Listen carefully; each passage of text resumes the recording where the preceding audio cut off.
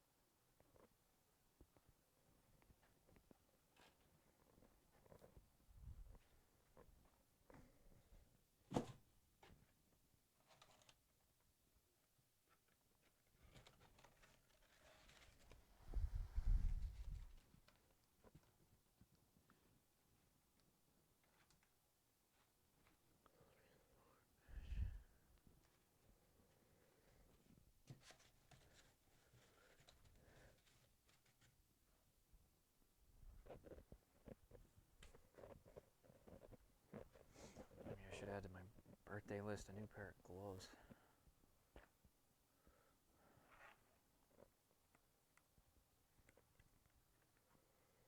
Let's get some snips.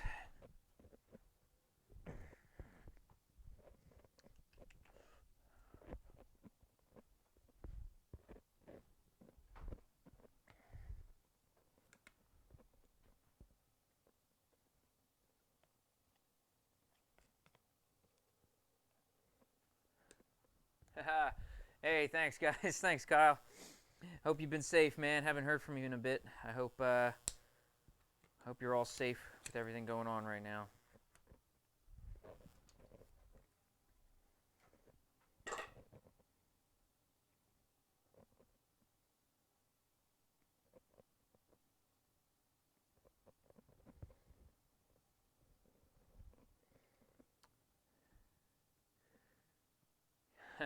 uh oh, it's not. Is it not on my Facebook? I don't have the donate link on there. It's on Twitch. I don't have a way to put it through Facebook, unfortunately. Uh, so it's actually on the Twitch page if you wanted to donate. I appreciate it, man. Thank you if you do. Um, I don't actually because the description link is kind of small on there. I mean, I could probably. Well, it's not on. Well, yeah, because Twitch it lets you really kind of customize all that stuff a lot more, and with Facebook, I can really just put the little description, and that's really the only thing I can do with Facebook. So, yeah, that's why I stick with Twitch normally. Yeah, thanks, man. No, it's just because I can only put that little description, and then that's it. I can't really I can't really do a lot with that, but otherwise, it should be on my normal Twitch page.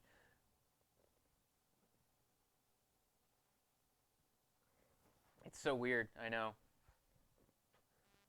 I don't get a lot of options with that, sadly. So, but it does help me reach out to people and get out there to other people who don't always use Twitch, which is kind of nice because not all my friends like to use Twitch. Uh, so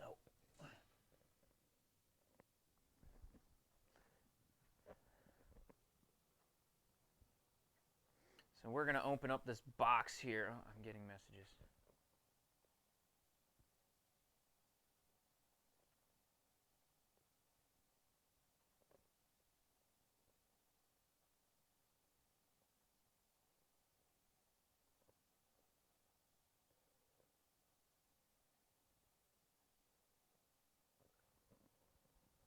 Okay, now I'm gonna use a new pair of gloves. It's only fitting, so it gets them started.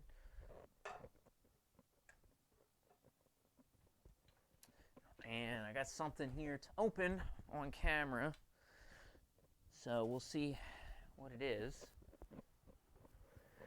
Well, one of my birthday gifts. One of them I don't quite know what's inside. Actually, even the person who got it for me doesn't know what's inside of it. But the other gift is this lovely little guy here. This is a grinding jig, so I can set this and set it to an angle so I can set a bevel on this machine and basically just drag it across and get a perfect bevel and get the right shape bevel for my blades. So That's going to be pretty cool. I've actually was meaning to try to see how to set this thing up. So it looks like I just take a blade like this.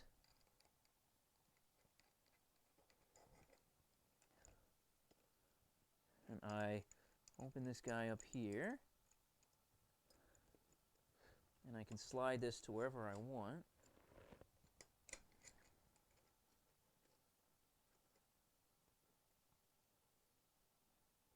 And then once I set it like this,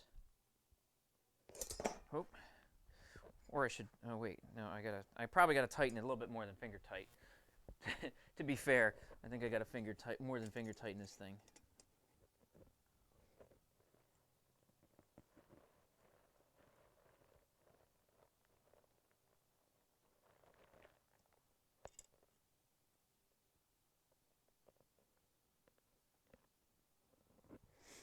Yeah, that looks like it would work.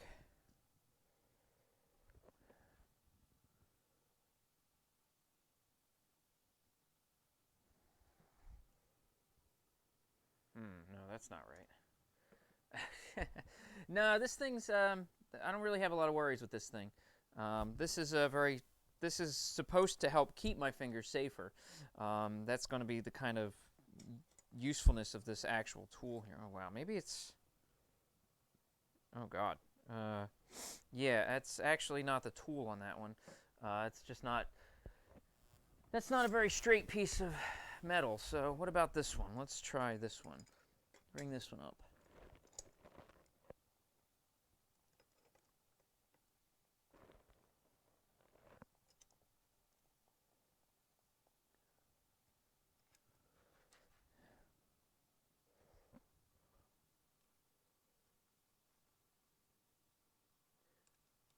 So we set, oh man, this is a little more of a pain in the ass than I thought it would be.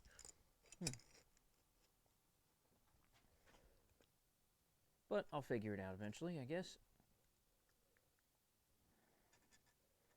I could just clamp the damn thing on here. That could easily make things work.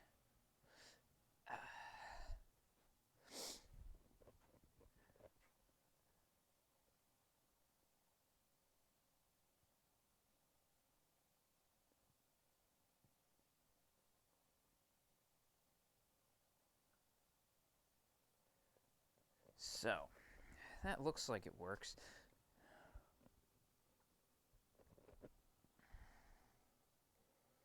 So if I was gonna, I gotta get the feel of this thing. If nothing else, it looks like I could probably just put, so it comes with these little pins here in the back that it looks like I could rest things on as well. But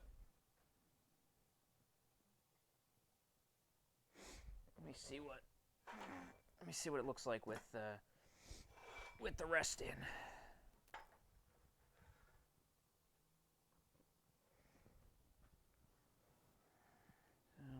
So basically just go like this.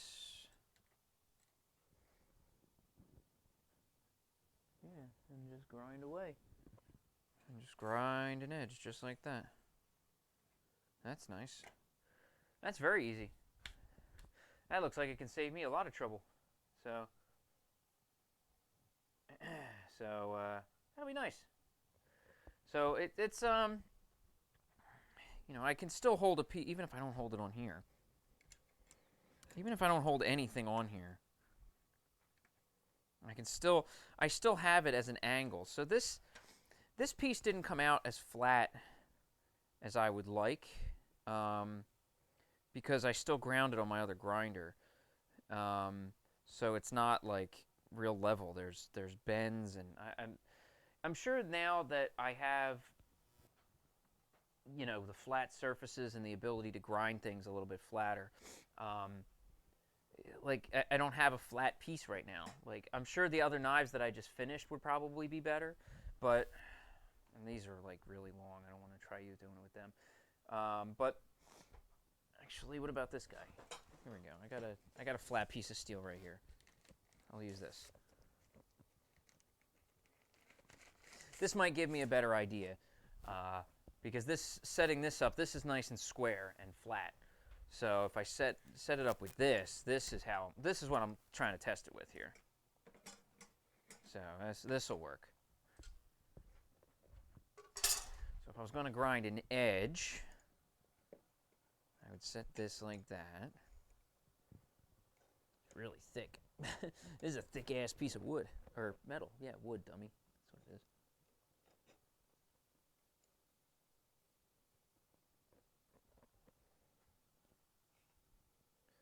Set it at an angle. Set it nice and level.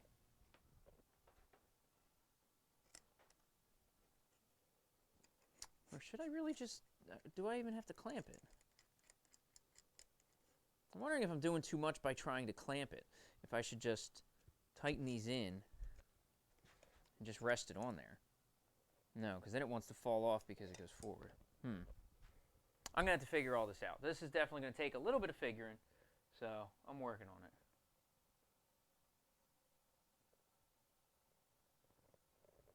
We'll get there, so, but not quite yet. So for right now, I'm going to open up this box and see what's inside. It's supposed to be candy from around the world. And several more of these boxes are going to show up over the next couple months. So we'll see what's inside. We're going to try this out and find out what's inside together here. Clean my chair off. Covered in weld from yesterday's. I don't know, yesterday's whatever the hell I was considering, whatever the hell I was doing yesterday. Because it sure as hell wasn't doing a good job of welding, that's for sure. If I can not knock my mic pack off. Okay. Water everywhere. Not a drop to drink. I don't have a knife. This is still very dull. Hey, look, scissors. Cool. So let's open this thing up and see what's inside. It's supposed to be all kinds of snacks and candies from different countries. So each month is a different country. So I haven't opened this yet. And with these scissors, I'm probably not going to. There we go. All right. So let's see what the hell's inside.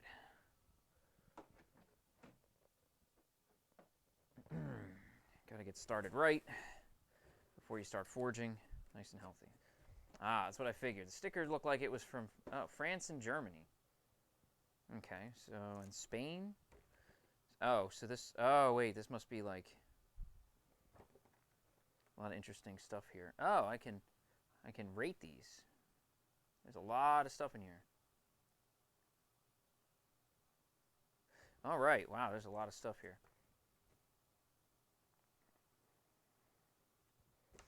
So we got all kinds of cool stuff. So it's going to be in different languages, so I hope this shit explains it a little bit better, because I have no idea what the hell I'm going to be eating here. Well, there's a scoreboard. I think I should score these. Why not? I got markers.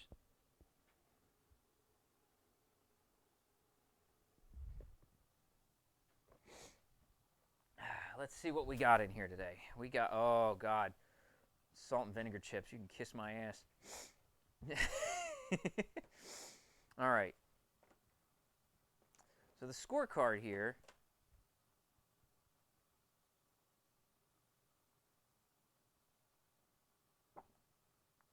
Should I like magnet this to something?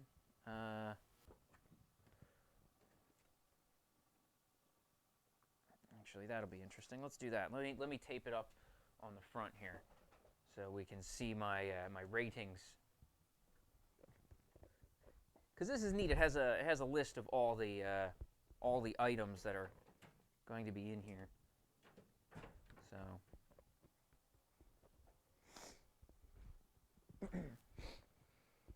Actually, you guys aren't going to be able to see that thing there. So let's tape it. Let's pull this out a little bit more.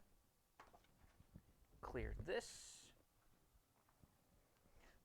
So I'm going to try to do this in order of what the scoreboard says here, so we know what the hell we're getting into.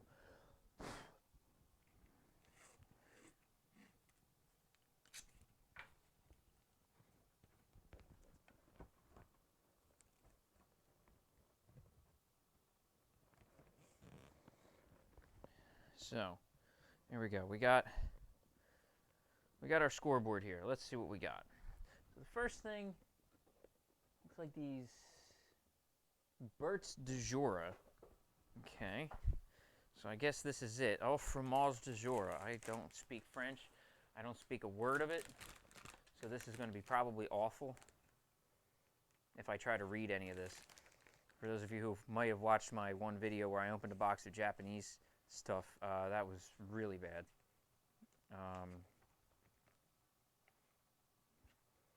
It's not really an order to this, but I'm going to try to go by the pictures. So we got Brett's Au Fromage de Jura. So I don't know what the hell flavor this is. It looks like cheese. Oh, fromage is cheese. Right, yeah, I do remember that. Fromage is cheese. So cheese, potato chips? So, I mean, they're potato chips. Very well lit potato chips, but potato chips, nevertheless. I gotta say, the bags I like. The bag's got that nice matte feeling to it, which is nice. I don't know, I like that nice flat feel. Oh, okay, so first impression, if you open a bag of chips and the smell doesn't punch you in the face, I don't know if it's a good bag. Oh, there it is. It takes a little bit, but oh, there it is. Now you can smell the cheese. Cheese potato chips, that's interesting. So, but I think if the smell doesn't hit you in the face at first, it's not good, but oh my god. It's a lot of cheese. Holy shit. It's not bad though. It's a good cheese. It's actually really pretty good.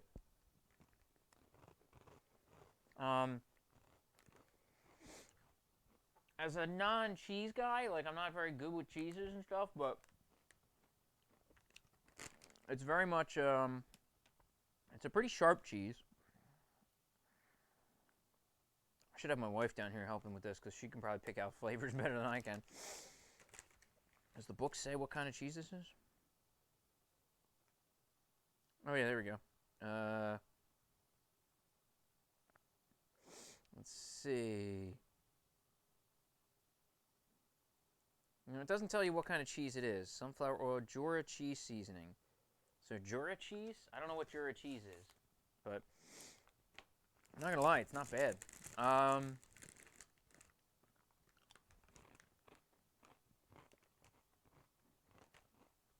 I would buy these. I would buy these. But they're not. I don't think they're 10 out of 10 material though. I can't go there. I can't go 10 out of 10. Especially not right out of the gate. But they're really good, and I definitely will eat the rest of them. So I'm going with an 8 on the chips. They're pretty good though. They're pretty decent. So the next thing we got is this weird truffle thing in a blue pack. Okay, so let's find that one first. I'm not in any hurry, guys. It's my birthday. I'm not in any rush. Oh, there it is. So if you're in a rush, tune back in later where I'm going to hammer some things. So we got Truffles bar. 4 truffles. They all look the same. They look way too happy on this picture. It's not growing on me. That was really good. Like I said, the only thing I usually expect when I open a bag of chips is that smell to just hit you. And I guess the cheese smell it's so much heavier, it just sinks to the bottom of the bag. So these guys here, we get this little Truffles bar with these really happy little truffle guys on there. They look way too happy. I almost feel a little guilty eating them. But this seems to, cocoa powdered truffle bar. I mean, that's pretty, this is actually all in English. Ingredients, vegetable fat, coconut, palm oil, sugar, low-fat cocoa powder, whey powder, coconut. This is pretty basic. But I'm going to eat the rest of that bag. That bag is gone. It's actually really good. It's really pretty good. So we got little cocoa truffles here. So little guy here, just a little brown lump. Reminds me of a harder Irish potato. Got the same kind of color and cocoa powder looking stuff. Well, it's usually cinnamon on the outside of those, but very hard, not breaking it in half.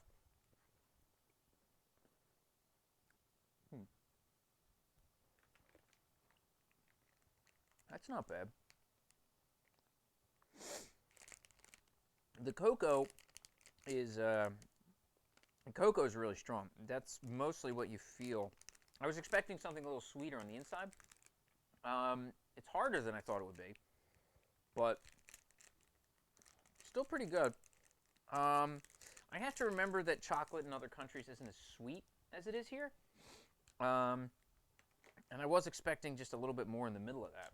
I mean, I know they do a lot of truffles, here and in other countries, but it's not bad.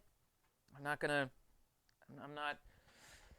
not too enamored with it, so we're gonna go with a 6. It's chocolate. You can't go below a 6 on chocolate.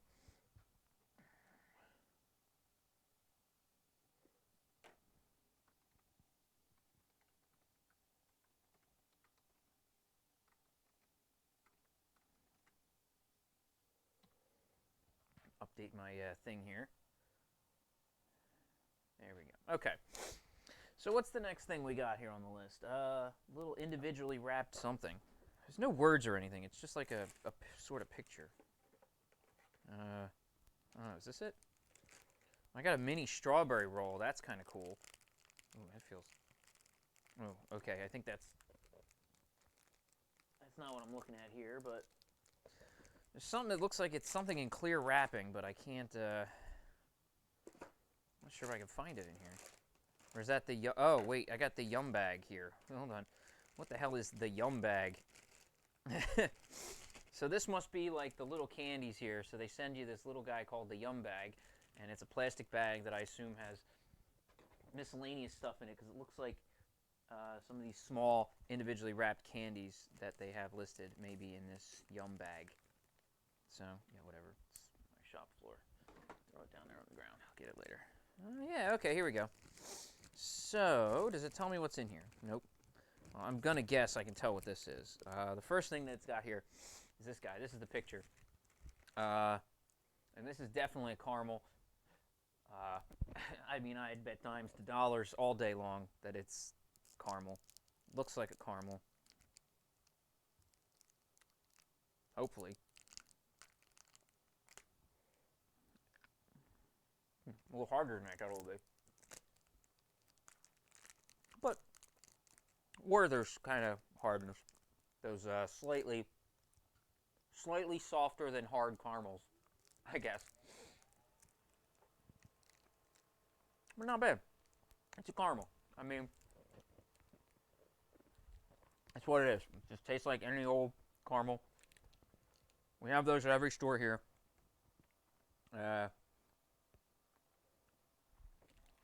It's good, but is it worth importing from France? No. We have those. There's a weird...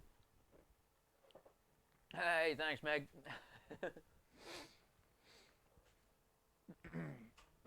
Trying to get some candy on before we start this up here.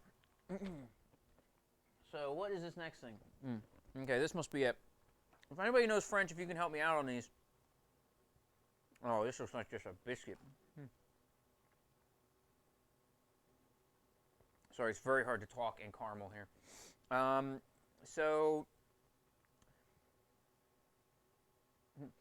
We have tried a cocoa-coated truffle and some cheese potato chips. And I'm not going to lie, the cheese potato chips are actually really good. I would buy them any day of the week. The cheese it's a really good cheese on a potato chip. I might start looking for cheese potato chips from now on. And a caramel, but it's just like every other caramel that we've ever had, so it's nothing special. So I suck at French, but les cibles de whatever. It's pure butter biscuits. That's what this seems to be. Box looks really retro, which is kind of cool. It's got a really neat old retro look to it. It's good. It's in a bunch of language. Pure butter biscuits, ingredients, wheat flour, butter, sugar, eggs, blah, blah, blah. Since 1888, this company has been making this stuff, apparently. That's pretty good. So, yeah, let's give these a try. This is butter biscuits. I mean, you can't go wrong with that. You can't go wrong with a butter cookie of some kind. Okay, so they come in a pack of 6. So there's 6 in here, wrapped up. I'm going to see how good they are here. I mean, I like butter, so there's a good chance I'm going to like these. They smell like biscuits. They smell like those cookies. No, not that I've seen, sadly. French aren't really known for that kind of crap, I don't think. They don't really like the sweets, so I probably have to go to another. We'll have to go to the next country for that one. So, but this smells like those sugar cookies or butter cookies that you get around Christmas time. Are they Dansk, Royal Dansk, or Dansk? I don't know. And they come in that blue round tin. It smells exactly like those.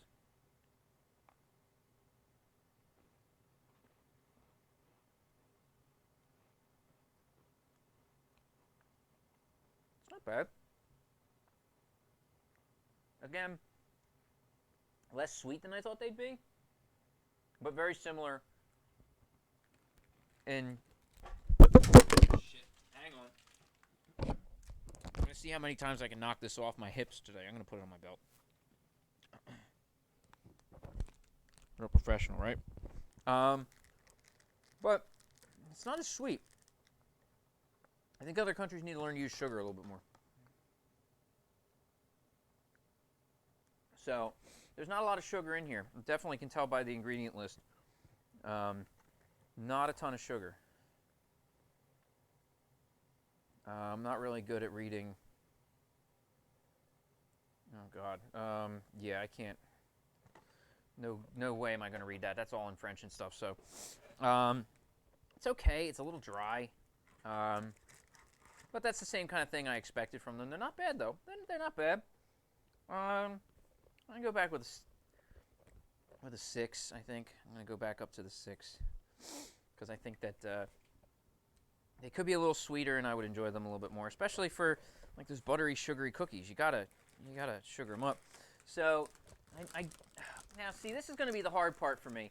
Because I'm going to have to be non-biased on this. So, this is the salt and vinegar chips. And I hate salt and vinegar chips.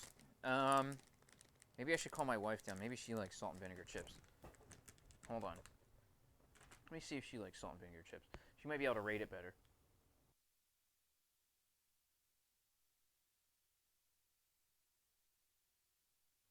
Okay, good. She's going to come down here and she's going to rate these.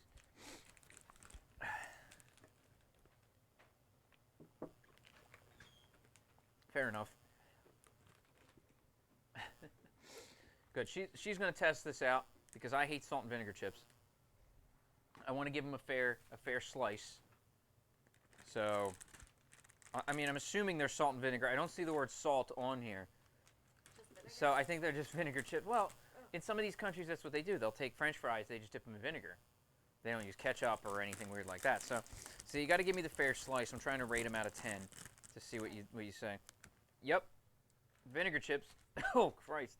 Oh man. There's probably 0 salt on these things here. I'm trying to give these things an out of 10. So they don't have a lot of flavor. Oh yeah, they're just chips. I mean, there is salt. There is vinegar. It's not as strong as like the Hers and stuff that we get here. They're a little crunchier than regular chips. That's good. Not as crunchy as kettle cooked. No, not bad. Mom and Megan say hi. I would say 8. 8. Wow, that's a generous 8. All right. Well, we're going to see how her rating crosses up with the other chips that we have. Can I have these? I might as well. I'm going to throw them out. Well, hang on. You got to test these then. Oh. So I've already rated these. These are the cheese chips that we had. Cheese chips. So be open-minded with them. I kind of enjoyed them.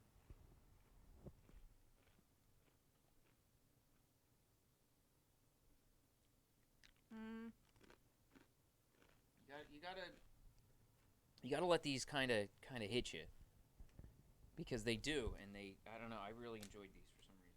I mean, it's cheesy, but it's weird cheese. Yeah, I know, but it's not too overpowering. No. So I think like I could eat a bunch of these. but it's weird cheese. Okay. It's like a weird flavor. I mean, I get it. There's cheese, but Okay. So how would you rate them? yeah. It's weird because I gave these an 8. 6. Okay, but you gave the salt and vinegar an 8. Okay. Very So good. so we're a little crossed up on those. So we'll see. I'll have the rest of these. Thank you. Yeah, you can. So unless you want to rate. Gotten it. Well, I'm going down in order because they give you a rating card Oh, cool. to rate shit.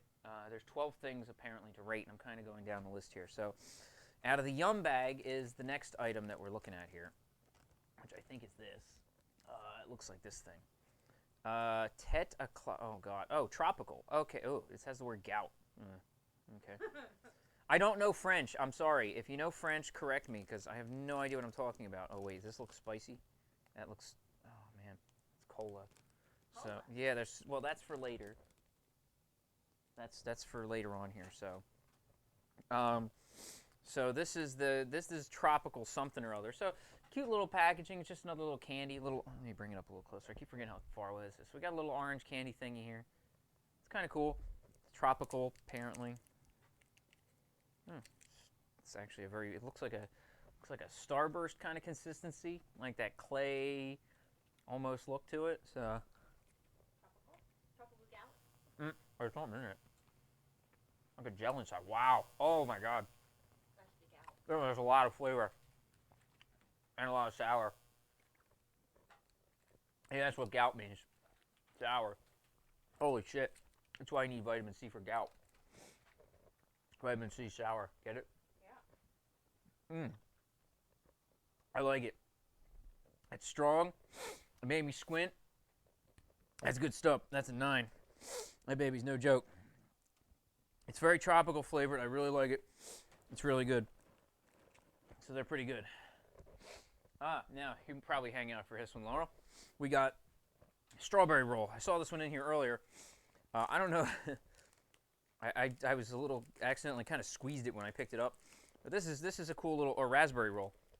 It's a very shiny, very silvery package. There's a little raspberry on the front. I don't know why I kept saying strawberry. So we'll see what we got in here. It feels like it might be like a cake. Yep, it's a cake. Yeah, it's a little Swiss cake roll kind of thing. Got the little cake roll.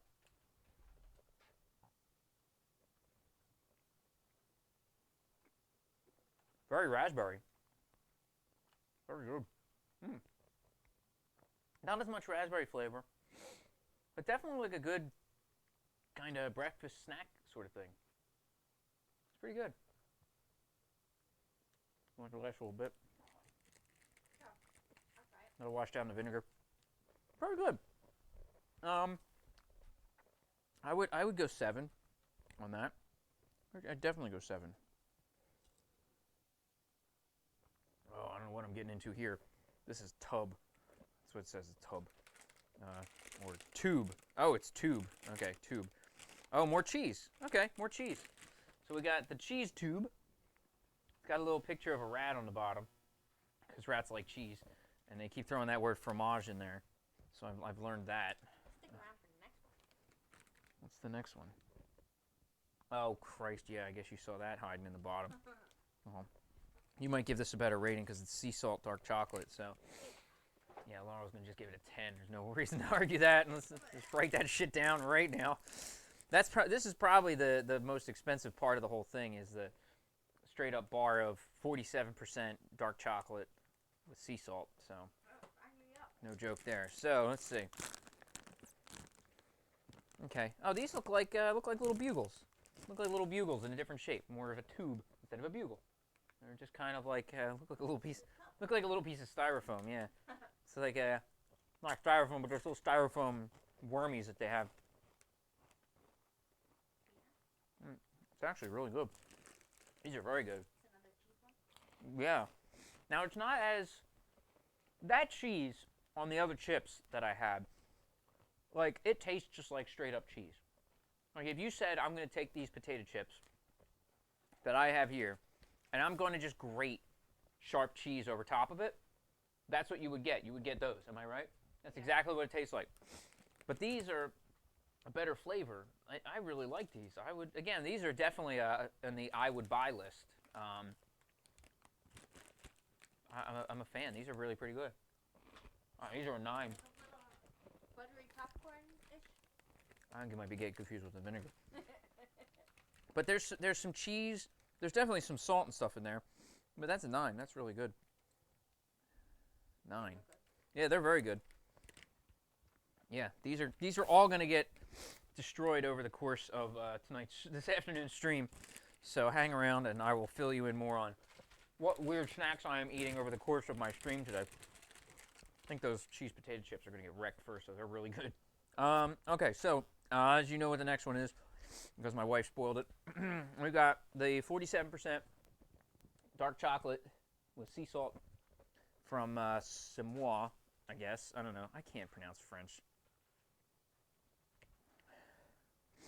So let's see how pretty and elegant their chocolate actually looks here. So it comes in a hard pack. Like this is, this is hard cardboard here, which is kind of nice. That says something. So it seems to be 10 squares. I can tell that because of the way the foil is on here. You can see the squares kind of in there. Shine that light right back in the camera. So, not too big a fan of dark chocolate. I'll eat it, but I won't usually buy it. But we'll see how good this actually is. The sea salt might actually help. I just know dark chocolate just doesn't have that sweetness that I like from milk chocolate. So, this is an ordeal opening this thing here. It could be all like Charlie and the Chocolate Factory and just like shred this shit. Oh, and they sealed it on the edges too. Wow. So even the foil that's wrapped around here isn't just folded over.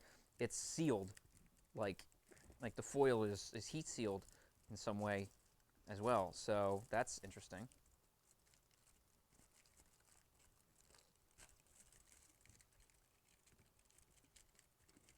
So let me break off one of these pieces here. Oh yeah, you can definitely smell that dark chocolate. Whew, hello. I have to let my wife really be the judge of this because I can't tell a good chocolate from a bad chocolate. So, I'm not really a dark chocolate fan. I don't want to taint the review based on just saying that I don't like dark chocolate. That's kind of mean. But I don't really see any sea salt crystals anywhere.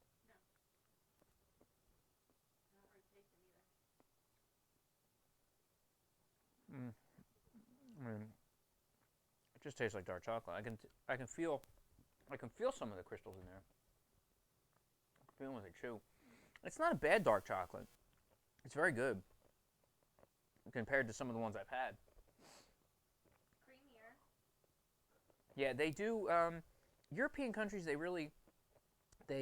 mill the chocolate down a lot finer. That is definitely something that I've learned about the chocolate from European countries and stuff. They mill it down finer so you don't get like that grittiness that chocolate tends to have, cheaper chocolate. So the higher quality chocolate you get, the more milled down and smoother it is. So where the hell did I put my marker now? I just keep putting the marker back here where it belongs. I mean, as far as a rank of dark chocolate, now the sea salt part, there's not really much of that. I don't know, I'd give it a 6 as far as dark chocolates go. Maybe a 7. Maybe about a 7. Okay, yeah, let's go 7 to be nice. Yeah, there was really. It could have been one piece of the chocolate. It could have been that piece of the chocolate. That corner could have been a little, So I don't know what the hell we got here. Friesboule. Yeah, Friesboule. Oh God, it's sour. There's that gout word again. So it's gonna be sour something. Fraise, I guess strawberry, because it looks like he's got like a strawberry hat on. I'll bring this up here. So I guess now I've learned some French, unfortunately. Friesboule. I don't know. I can't. I'm sharing it. Get the hell out of here. So this is plenty sour, probably, because this you can see the grittiness on these little guys. That other one, what the hell was it called? The Tete Clock. That was really sour. That one got me. Yeah, that little tropical ball of whatever. That one was sour as hell. So let's see. All right, well, you're going to have to eat one of these now since you're here. There's a strawberry thing. So I don't know, the other one it had, the tropical thing, it was like a starburst, but inside there was like a gel, like a liquidy kind of center. So that was kind of different. And this, maybe that's not what gout means. I thought I learned French today. Well, so much for me. It's hard. Oh no, a little, okay. A little harder than starburst. Yeah. Chewy, but hard chewy. Yeah. Oh, it means taste. Well, that means I know nothing. So I don't know what. Strawberry taste. Yeah. Oh, so strawberry taste. Oh, okay. Well, I don't know why you have to put taste on there. They're not bad. There's a weird texture to it. It feels a little gritty. It's not too bad. It's not an overwhelming strawberry taste, but it's not bad as far as things go. So, if you're gonna talk about sweet candies, I'm gonna say because this is definitely marketed to kids. So if you market this to kids for sure, so it's gonna be kids wanting to eat that. So again, I know they don't go overwhelming on the sugar like we do here. I think I'd probably go 6 on that. Yeah. I'm gonna go 6 on that. To be fair, but I got to remember, I got to take into effect that they don't go as heavy with the salt and sugars as we do. So, so now we've got again. This is where Laurel is gonna definitely be happy to be down here, because we're doing the French dusted truffles. Are they dusted with French, or is it? It just sounds like a translation error. French dust. Yeah, it's dusted with French, which apparently might help me learn what the hell I'm reading and eating here. But these are almond flavored, which is not something we have a lot here in the U.S. It's not almond flavored anything, really. You get almond milk or almond flavored usually stuff you would get at like Dunkin' Donuts and stuff. But oh, there you go. And it comes. It's a nice box there, and that comes wrapped inside here as well. So you get a nice little gold bag of truffles. Means they're fancy. Yeah, they're wrapped twice. Like Pepperidge Farm bread, right? Yeah. Okay. Super fancy. Let's see how big these guys are. They're coming with dust. Yeah. So there you go. It looks again like the other truffle. It looks just like Irish potatoes. You're gonna have to eat them in one shot. Yours came together? Okay. I tried to do that with the last one and it just almost exploded all over the place. Oh. Oh no. Oh no. French dust is no good. That does not taste like almond. It does. Does it? You have to get past the cocoa powder on the outside. Yeah. And they're on the inside, but oh, not me. This is uses wheat, blah blah blah. I mean, that cocoa dusting, I think, is a turn off for me. The cocoa dust is It makes it very dry, but then the rest of the truffle is very good. yeah. The almond flavor, the creamy chocolate. Yeah. You can get rid of that. Got to work past that. Take off the French dust. Yeah, no French dust. That's what it says. Is French dusted truffles. Like, all right, or is that a style? French dusting something. I don't know, whatever. Either way, 5. I'm not happy about that. But on to the last one. The last one for the day. We go back into the Yum Bag. I think they really need to change the name of this. Just saying, I don't like saying Yum Bag live on stream. So this is Cola Taste, since that's what gout apparently means. This is Cola Taste, and it's feels like an Airhead, kind of. I'm a little worried about the fact that I can't translate this, because the little picture of this dude on the front, I don't know if it's just like a style of their thing here, but he looks. It's like his hair's on fire and shit. I don't know. I guess that's what's going on. I have no idea. I see the word cola on here. It's the only thing I know. I think it's from the same company that makes the tropical ones. I think. Yeah, yeah, it's the same company. Yeah, the Tétés Brûlés it's the same company who does that. So this is by the same company. So, all right, Mom, take it easy. I will talk to you. Thanks again. So let's try this one now. This is going to be cola flavored. If it was as crazy as the last one, it's probably going to like have Pop Rocks in the middle and fizzle in my mouth or some shit. It smells like that imitation cola. It's got to be full of Pop Rocks. So you can see on the inside there. On the outside edge, it looks like crystals or something. You want me to cut you one in half? That's alright. It's sticky. I don't want it. Yeah. So it looks like feels like about the same consistency of an Airhead or a toffee, but.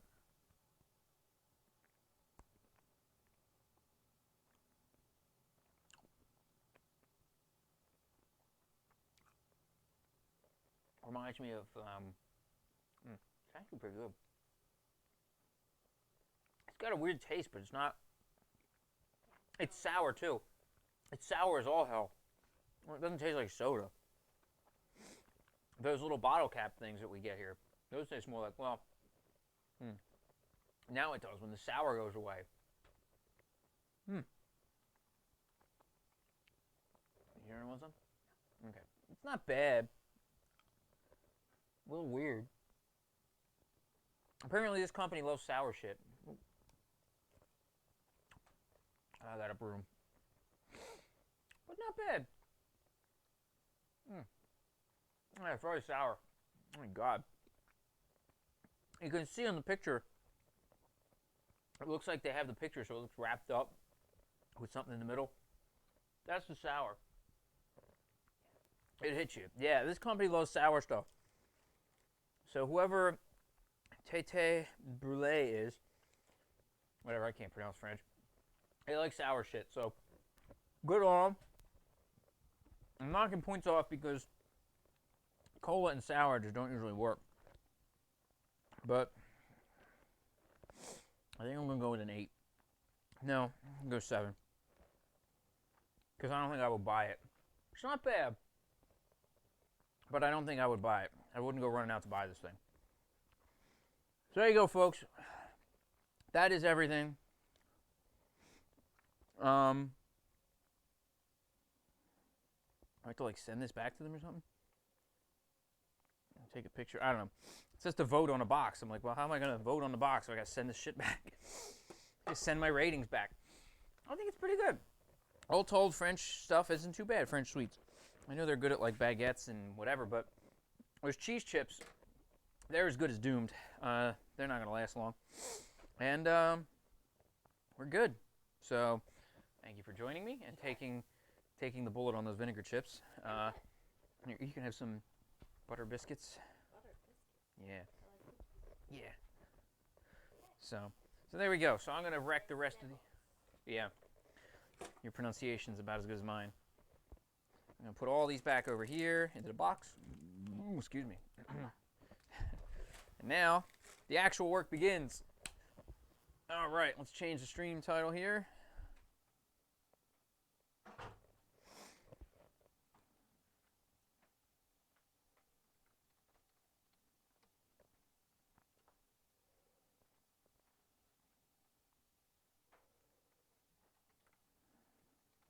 Okay, update all this.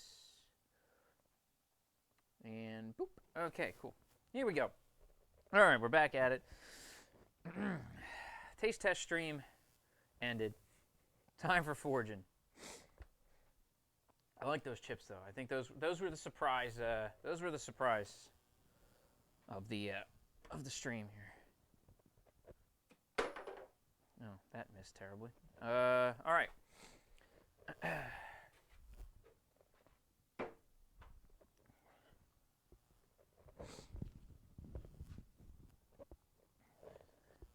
Let me get my hoodie off here because It's a little too hot to forge in a hoodie.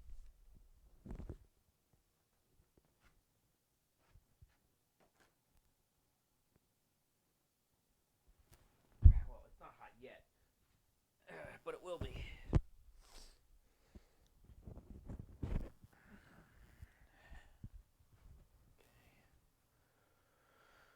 All right, let me take my good clothes upstairs. Throw these upstairs real quick.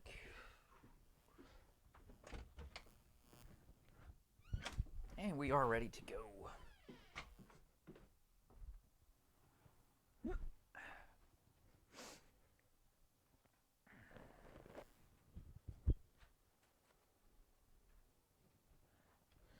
All right, here we go.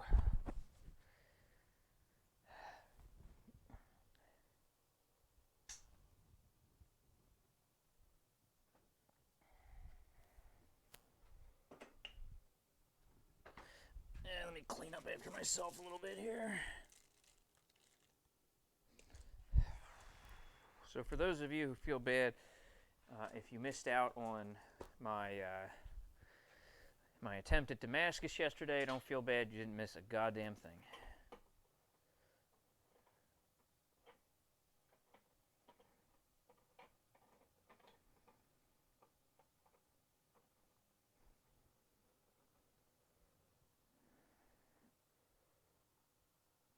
You missed a valiant attempt, but otherwise an epic failure.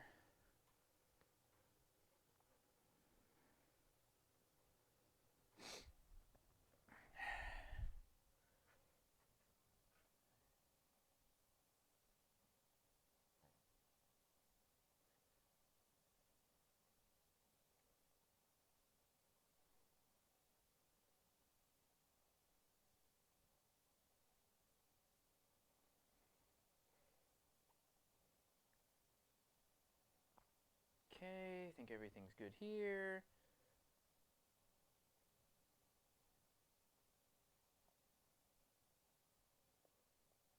Okay, put this back to Twitch so I can do whatever I need to do there. And we are good. All right, cool. Let's get the fire started. I'm a fire starter. Please, this fire starter. I love that song.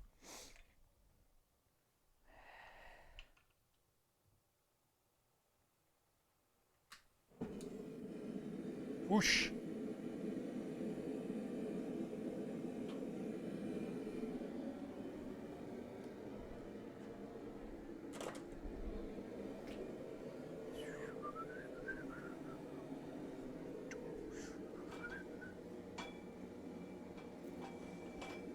Okay, cool.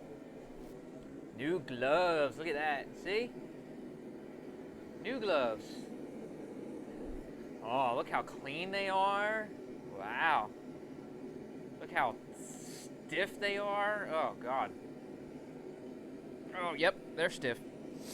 Well, let's see how good a welding job I did on this blade. I gotta get the file real quick. Take some of this weld off of here. Where'd I put my file back?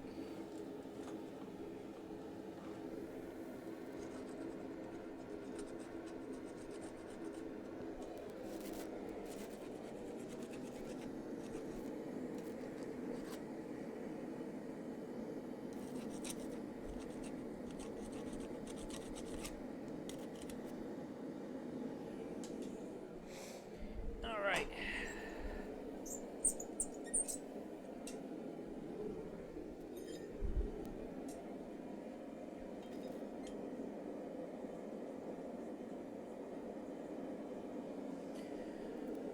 All right.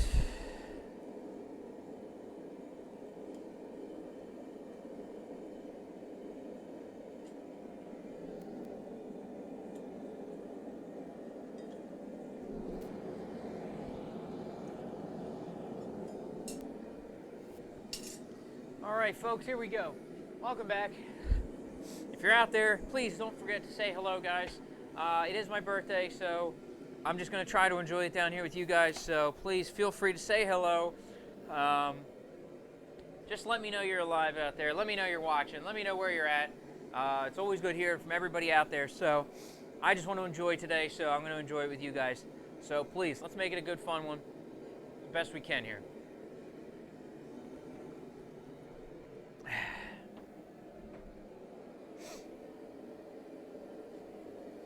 If you missed my taste test of French sweets, I will be periodically eating them throughout the stream. I promise that. There's some good ones. I'm not gonna lie, these cheese chips are really good. Like a sharp provolone on a cheese chip. I bet my cousin would love these. My cousin Mike would love these.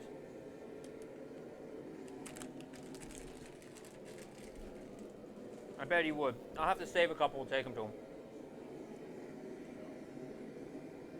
If I don't destroy them all. Because they're good. They're very good. So, but if you are out there, guys, thank you again for joining me on my birthday here. We're going to bang this knife out. I'm going to test out this new grinder attachment that we've got here.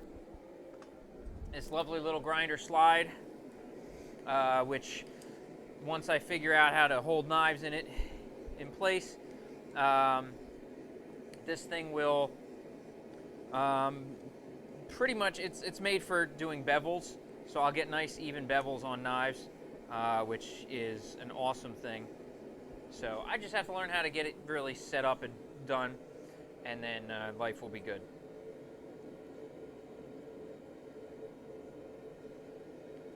It's like any new tool, you know, I just have to figure it all out.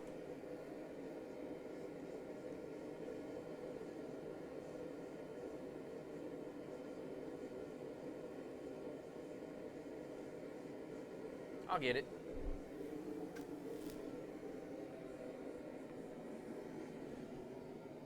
I'm probably just going to end up using a clamp on the end of it. So clamping the handle down, because the handle, I keep worrying, like I don't want to clamp something onto the side of it, but I don't have to worry because that clamp part is never going to end up in front of the belt.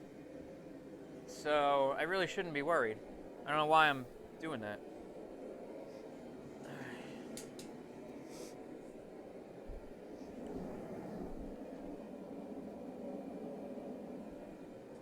All right, let's see. What do I have that would be a good clamp for that?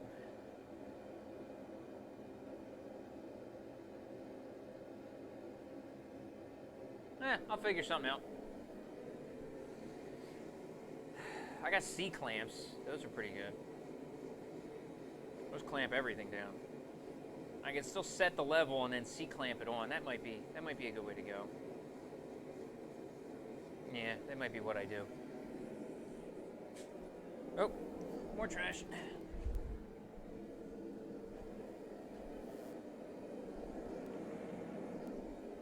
All right.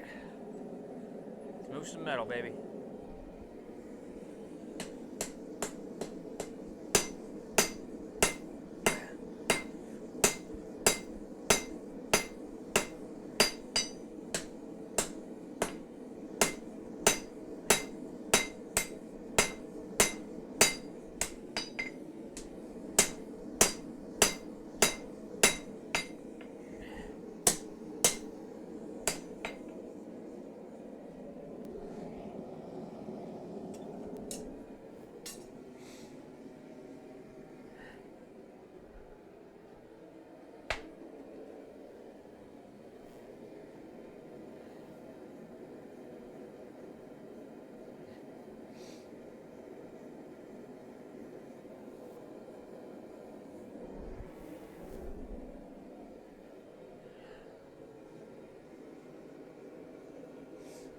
Now I'm curious now, so since things are going to come from all sorts of different countries, it makes me, I'm more curious to know what the next country is going to be now. I hope not Germany. Germany doesn't use sugar in anything. They're just like allergic to that stuff. Or something, I don't know. Maybe it's just in the stuff I've had. They've got to do Japan. They've got to have a Japan one. Everybody loves Japan candies. And they'd be very remiss if they didn't send one. unless they do it every month. I don't know how this company works. Like if there's the same 6 that everybody gets, or if this month you get this one and the next month they're going to figure out something different. I don't know how this works. So, but it'll still be cool. That's for sure.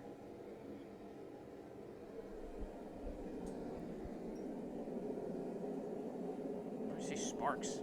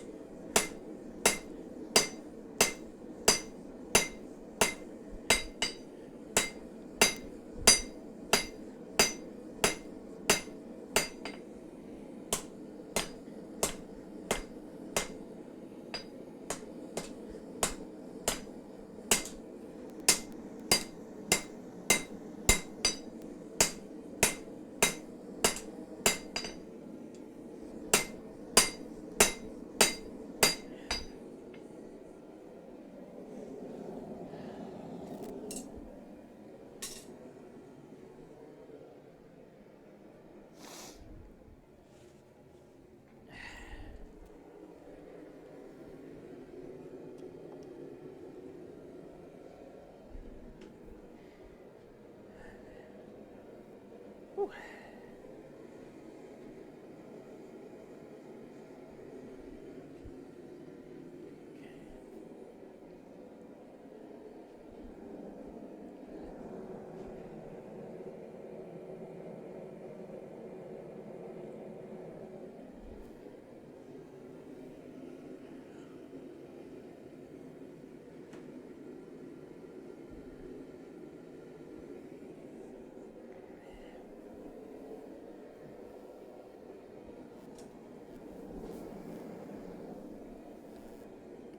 Jesus. Almost lost my mic pack again. This thing is really not wanting to stay on anything. It doesn't stay on the belt because the apron pulls it off. If I put it in my pocket, I tend to kick it off if I bend over. So...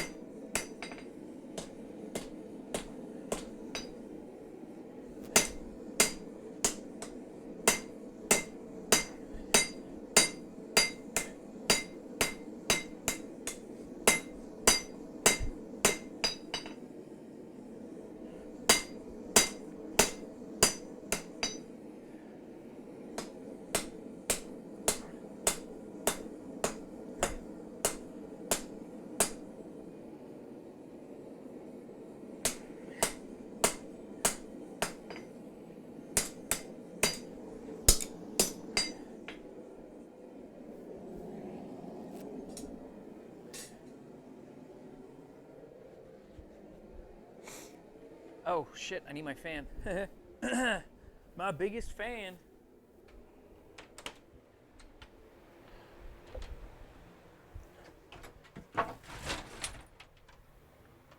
Oh, whew, I need air so I can breathe.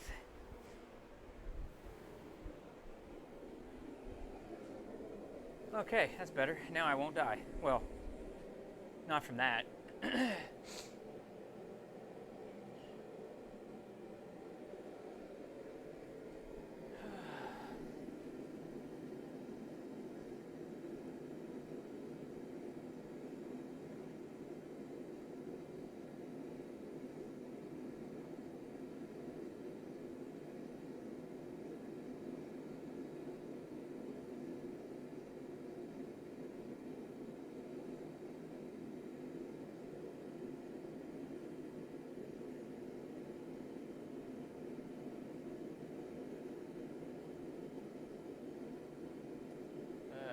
This later. Okay.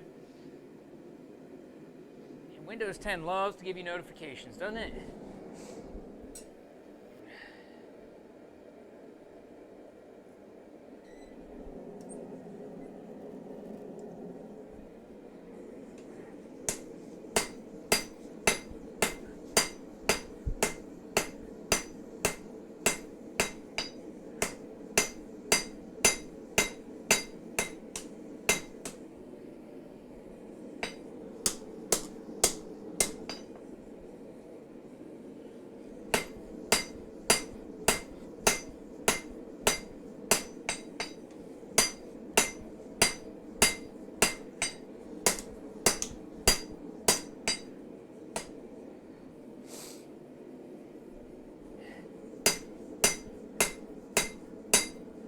I gotta work this thinner, man. This thing is fat.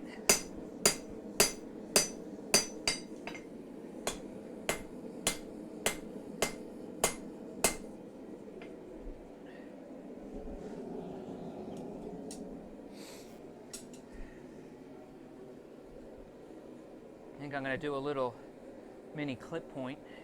See how that works.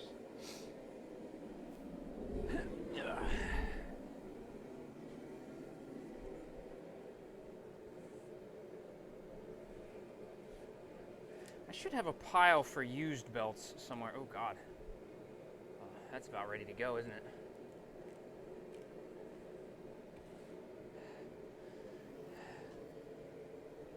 Let's see. Put this.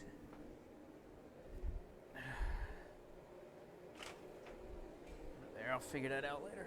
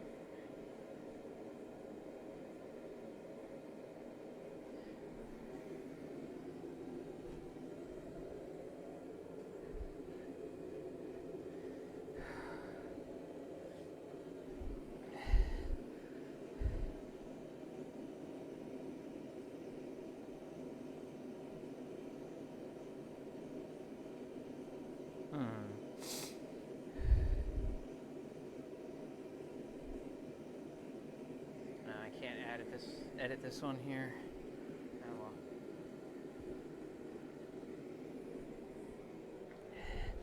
And these gloves stay clean for like 5 seconds. That's it. 5 seconds. That's all you get. I wonder if I should actually try cleaning the handle of this. I don't know what would happen. Might just be all dirt. I was going to take off for a second there.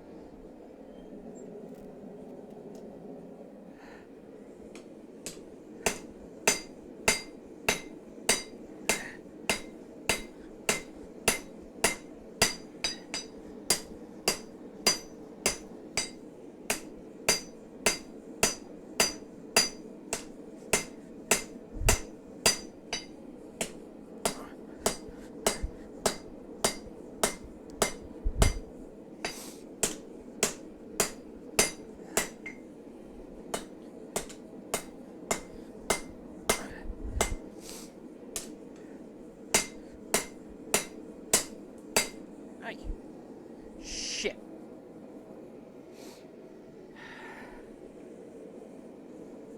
Well, that's going to be a problem.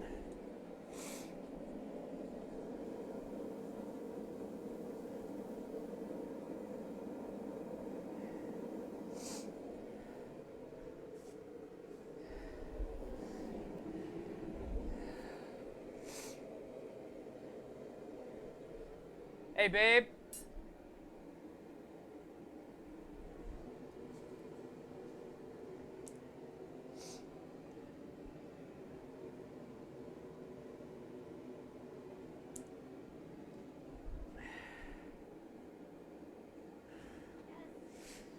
Can you go on Centaur Forge and order me another pair of tongs? Box jaw. They broke.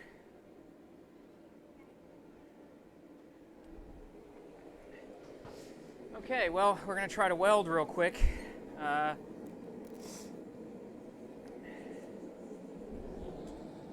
leave that there. I'm not going to turn this off because it's going to take just as long to get it heated back up. So we're going to try to weld. We're going to try to do it quickly.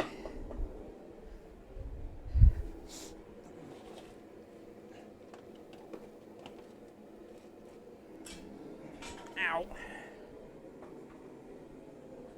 I said the word weld. Where's he at? I know General's out there.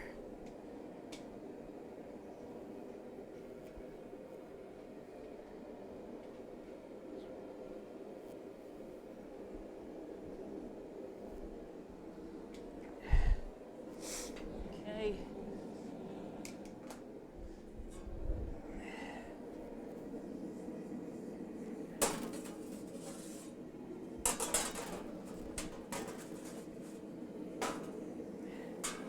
That's him. I'm gonna die. It'd be hilarious. Okay. How are we gonna do this?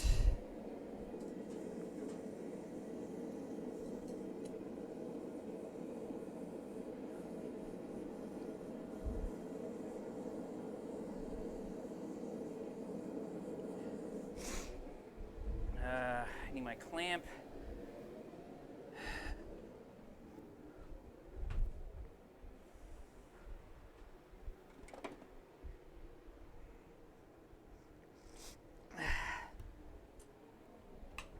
This might be too much, but we're gonna try it.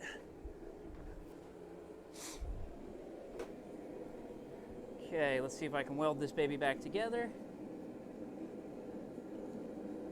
Maybe.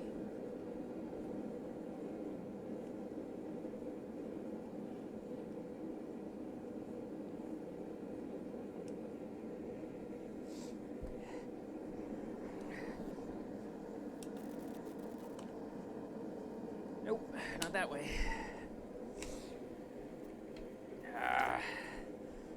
Let me try the squeezy clamps. This might have too much pressure.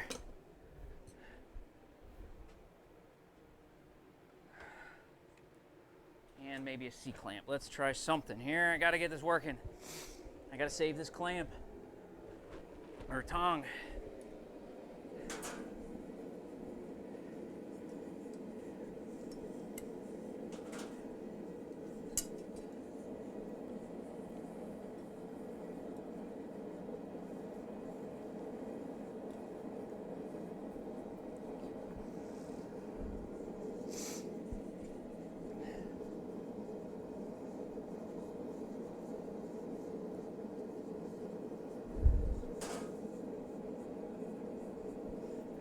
This is going to be tough.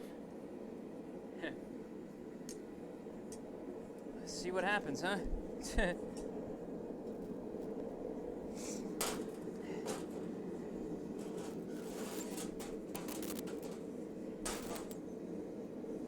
I have no idea how to get this to stay here. Maybe a drop of CA first.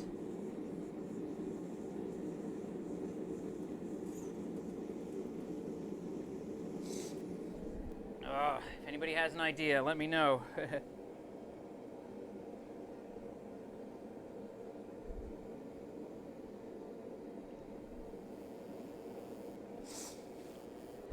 Well, I guess I can try holding it and putting a spot on it first.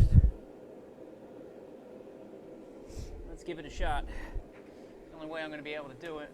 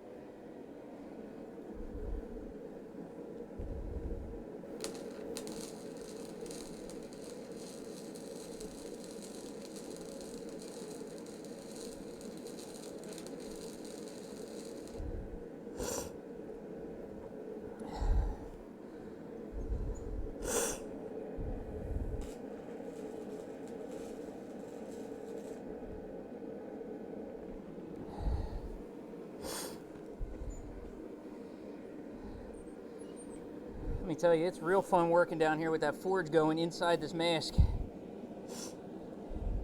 That's a lot of fun.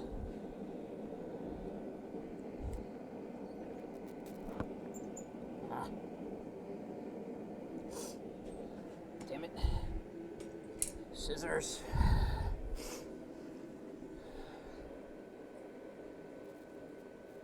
If you're out there, guys, don't forget to say hello. And if you're wondering what in the holy hell I'm doing, which is fair, don't forget to ask.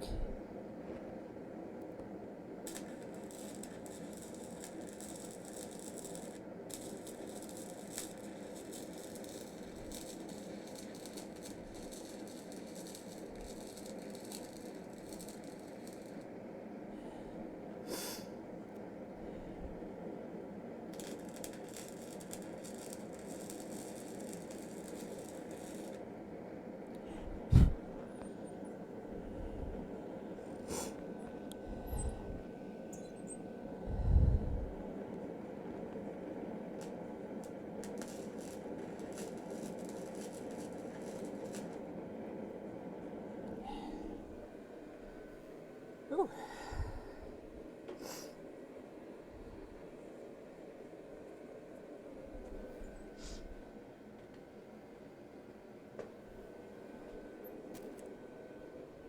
Okay.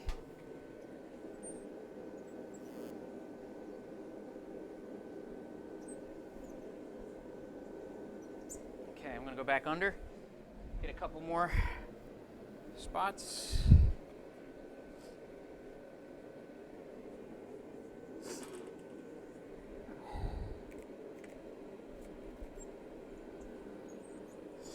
It's a little hard at this weird angle holding this thing, but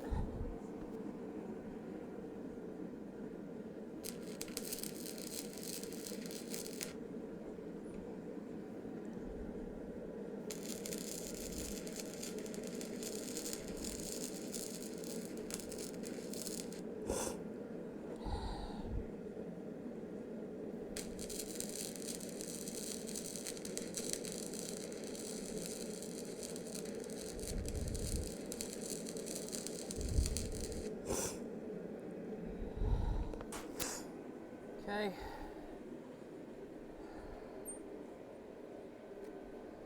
What the hell? That was weird.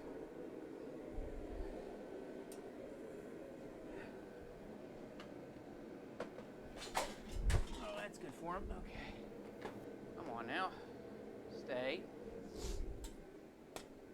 Okay. Alright, who needs tongs, right? It's a couple first-degree burns between friends. Okay.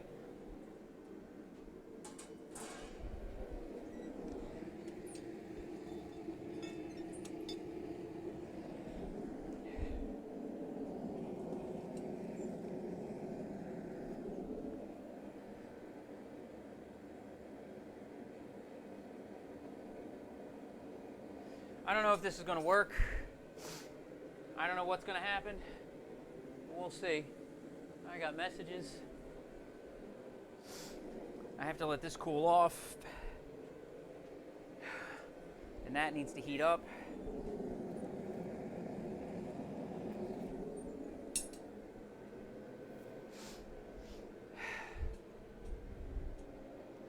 So as that heats up, this will cool down, then I'll be able to put this away. Sorry for the strange stream, guys. It's been a weird day, as it always is. Never fails. But I should be fine. You know what? It's not overheated. I welded for like a minute.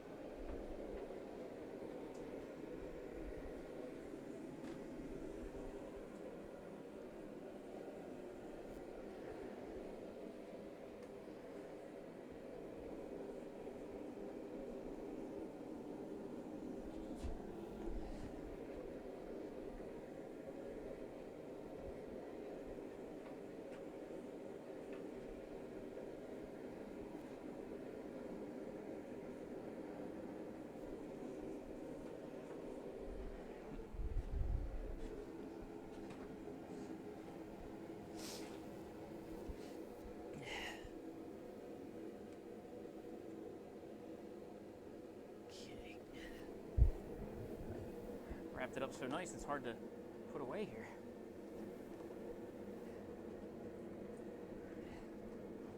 Okay. All right, it's set aside. There's my chair. And my metal's almost heated back up. All right.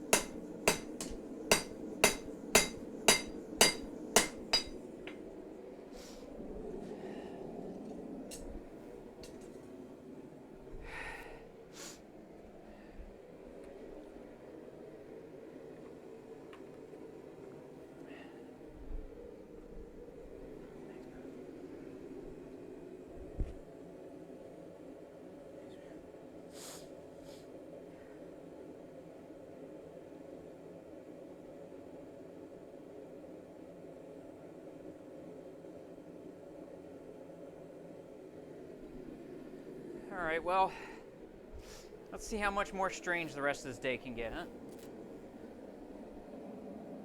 I would like to get this thing hammered out, to be fair. That's where I'm kind of going right now today. That's where I want to get this blade hammered out to shape, and then I'll be happy.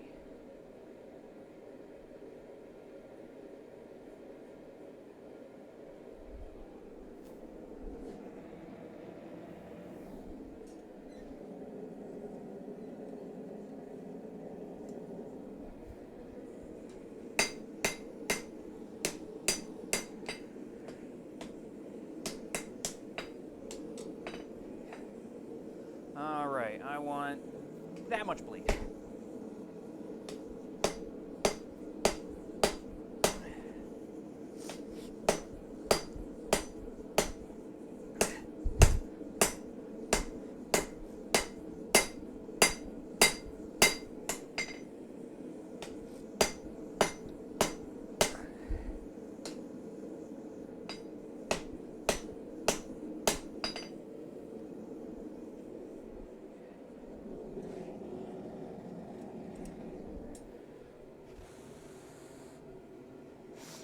Keep these things cold, no water.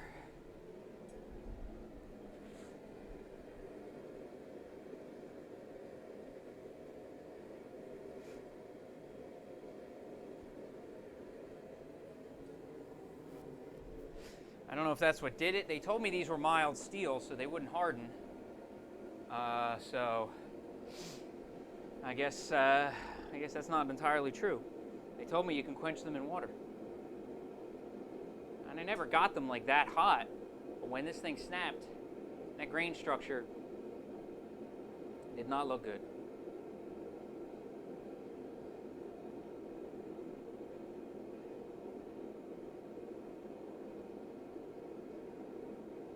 It looked very grainy.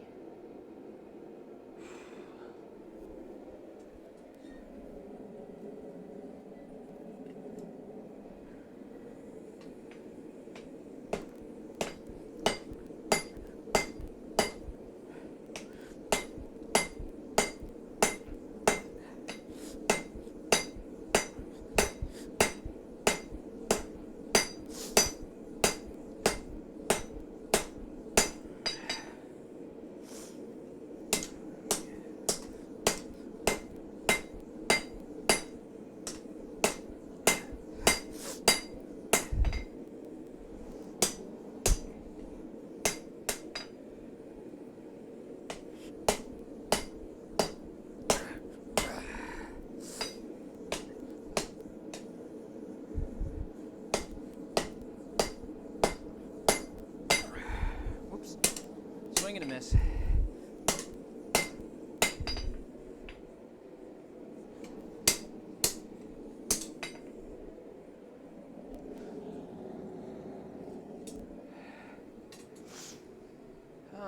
let's see. I need to go pick out a color for the wrap on this one. I'll do that now. I gotta start labeling these. Ooh, I got red. Nah.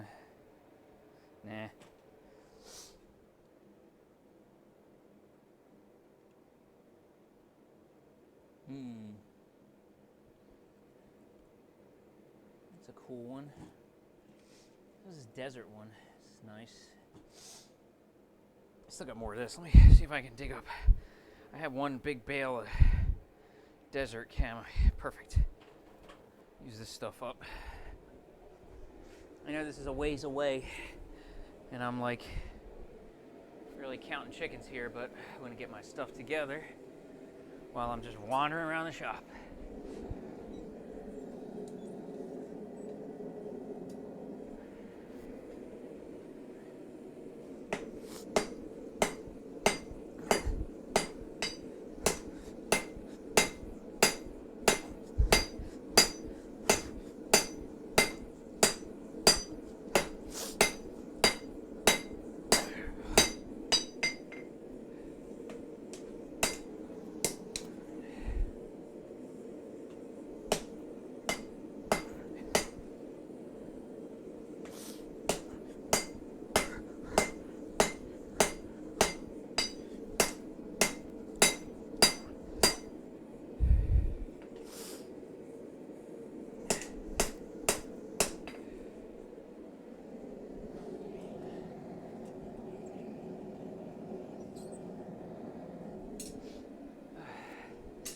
One good thing has come from lowering this anvil.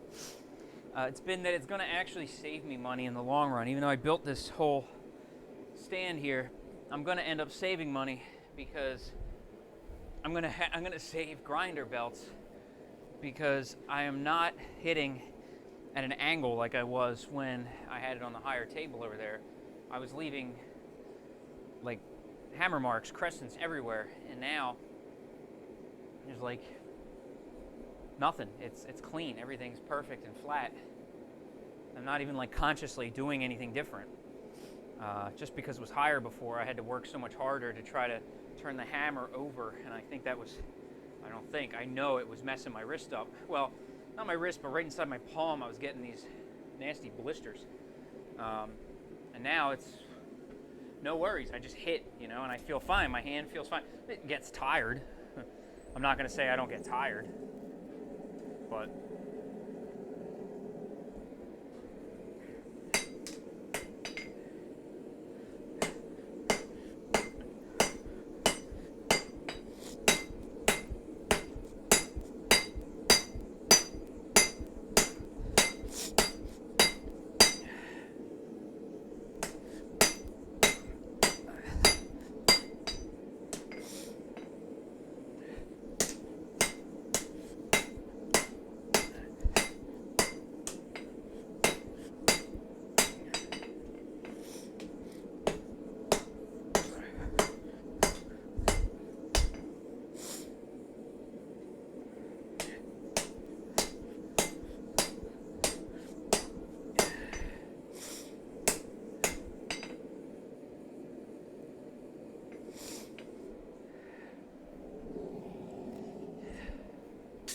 really should have set that handle a little better earlier. Now I'm kind of paying for it.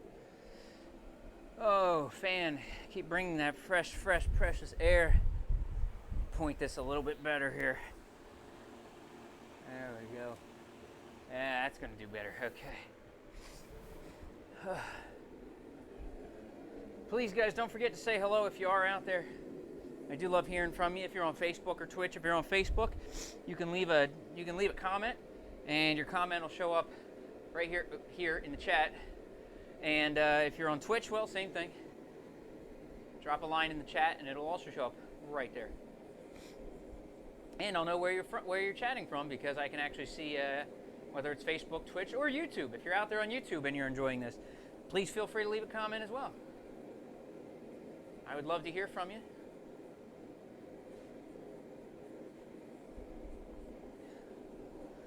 Oh yeah, that's a much better angle for the fan. Oh, I can feel it already. Oh, yeah. Good fan. Fresh air.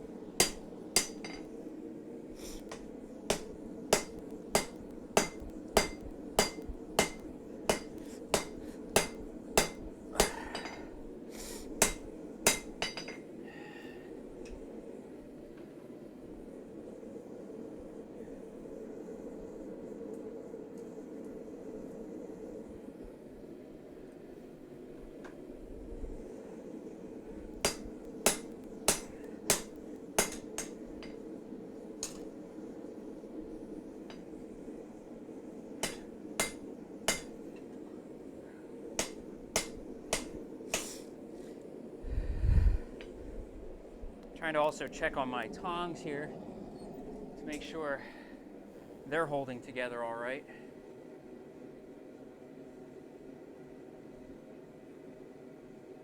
They seem to be. I'm gonna go put them in front of the fan a little bit. Keep them cool. I don't want to drop them in the tank anymore.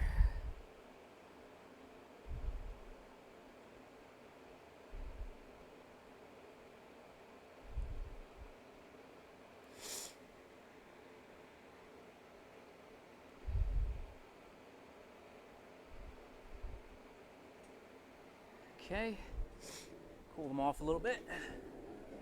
I know they've never been like super hot, so I don't know how they would have gotten kind of quenched, but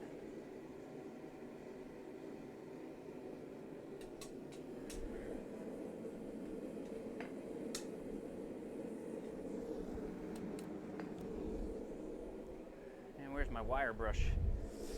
Scrape some of this crap off of here.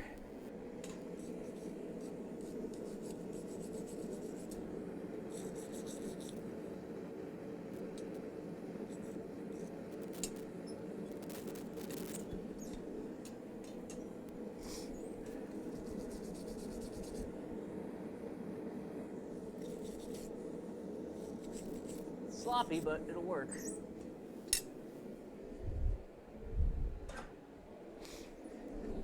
Probably would have been easier if I wasn't holding the thing. I'm sure it's not easy to weld when you're holding a thing and welding. It's not the easiest way to do it.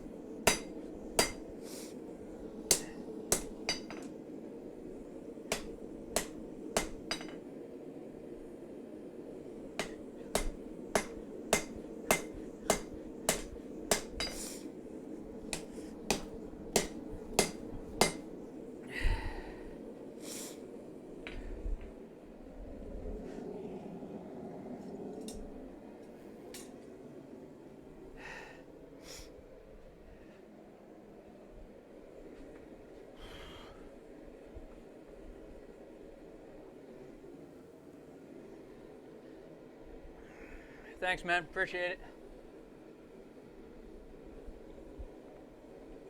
Ah. Oh, God, that hits the spot.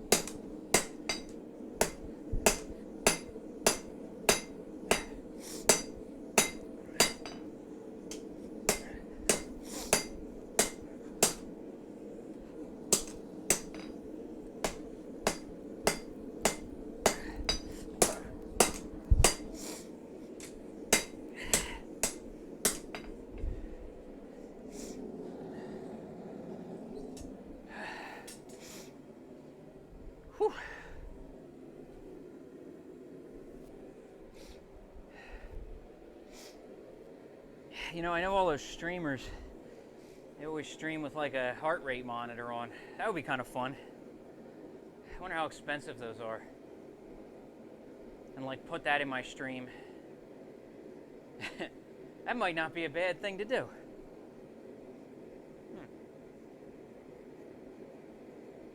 I just thought about that. I mean, I'm working hard down here, so. And it could make sure I don't die. So, you know, that's good. Because then I can look up and say, oh, that number's really high. I probably should slow down.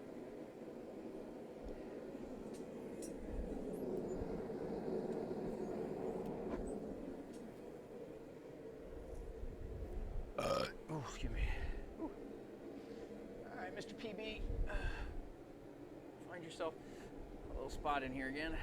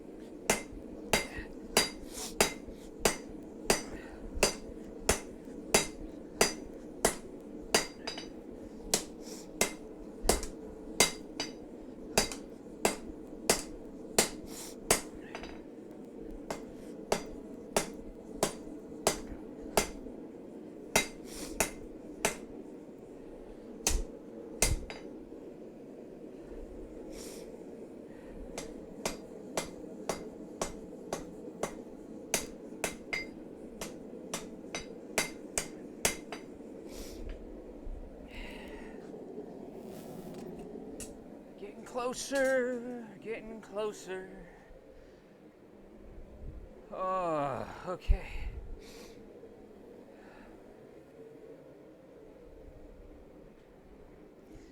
I should put this away. And that. Do a little bit more house cleaning while I'm down here. Whoop. As I step on things.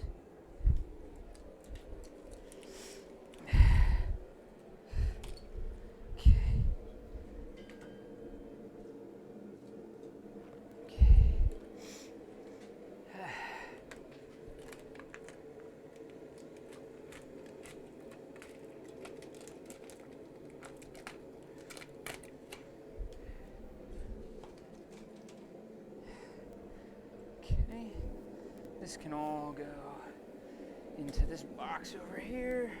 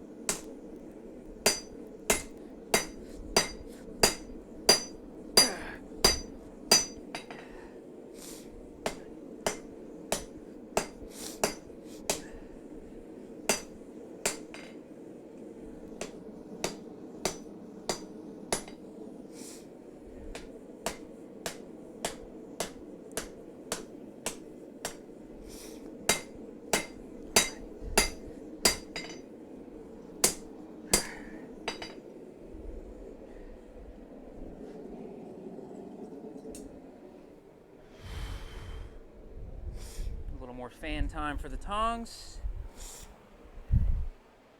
Keep them cool.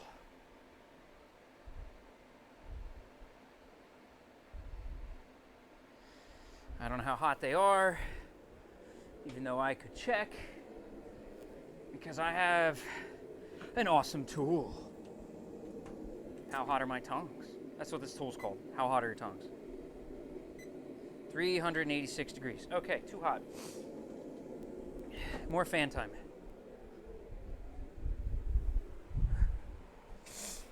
I'm not dunking them in the water. I learned my lesson. We're not going to do that.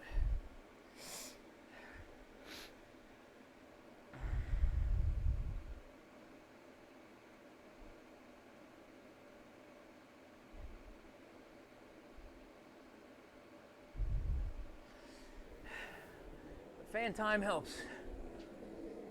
Fan time will cool these bad boys off. All right.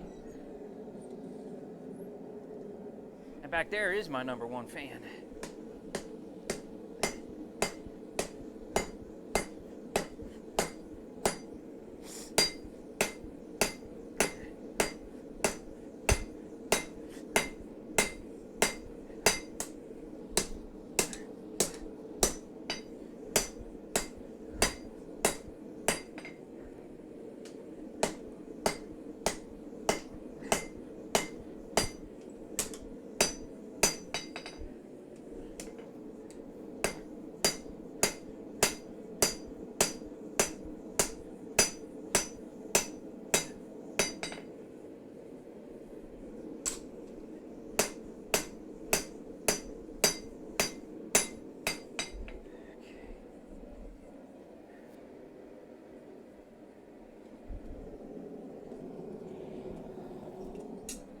All right, a little more work to do there.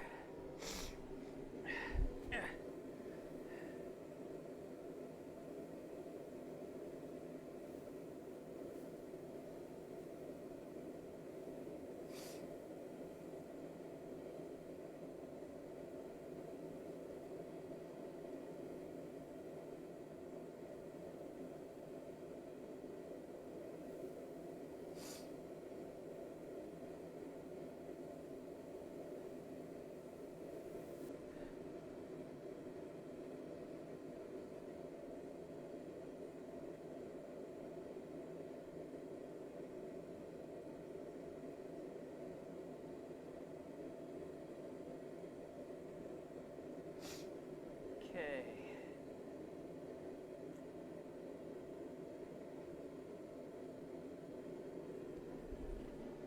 All right, that's all good.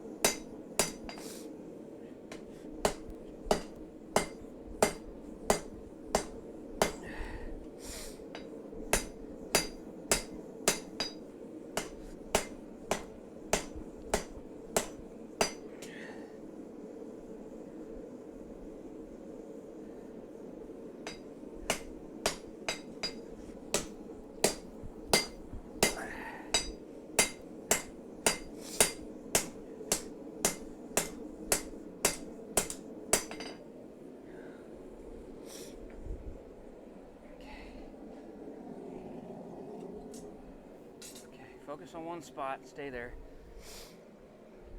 Oh, okay, feel some fresh air. Actually, take my tongs over, get some fresh air with my tongs.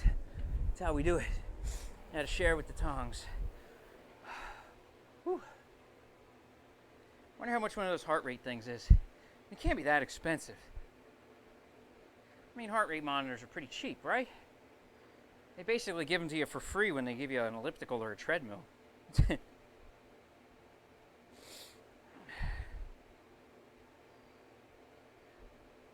That would be kind of fun. I guess it's like a USB thing.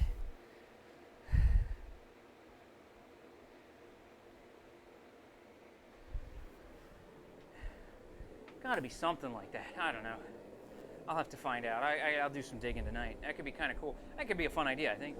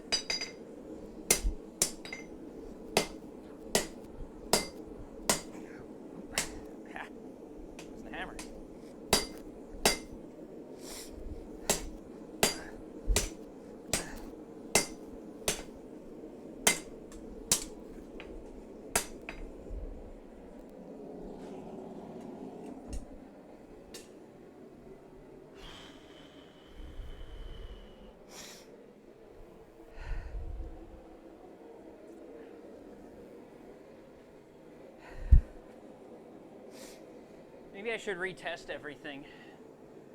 Retest all my snacks after I get hungry. Maybe it wasn't fair. Maybe I did eat lunch an hour before I tested all those snacks.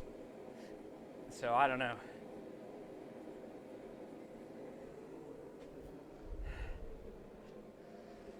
Maybe my ratings will change when I'm more hungry.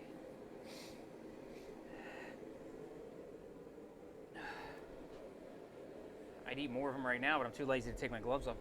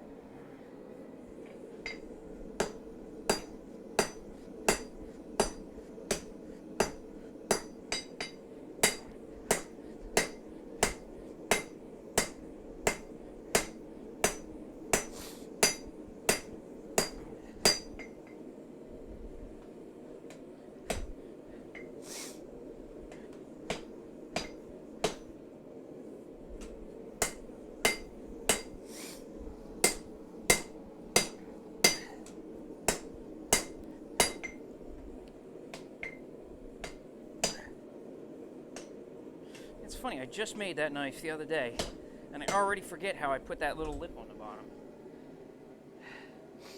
Well, Fitbit does, but I'm talking about something for streaming. There are streamers that stream their heart rate, and it shows up on their stream. Like video game streamers, they use it because, like, as they get near like a world record or something, their heart rate goes up, and it's kind of cool to watch. But I think it would be something interesting for me because of this. I'm actually running my heart up, like, other than just anxiety heart rate. You know, anxiety and adrenaline. You know, it would be more, you know, just working, and I think that would be kind of a cool thing to have on here instead of just, you know, you're playing a video game. I can get it. You get near the end of a record, and you're getting really close, and you know, I get it. You know, makes sense. It's kind of cool that your heart rate goes up and you have a monitor. I'm just thinking it would be cool for this because as I work harder and harder and harder, my heart rate goes up. I'm swinging a 3-pound hammer. I'm working in a hot ass forge. My heart rate's going to go up, and I think that would be kind of cool to show that.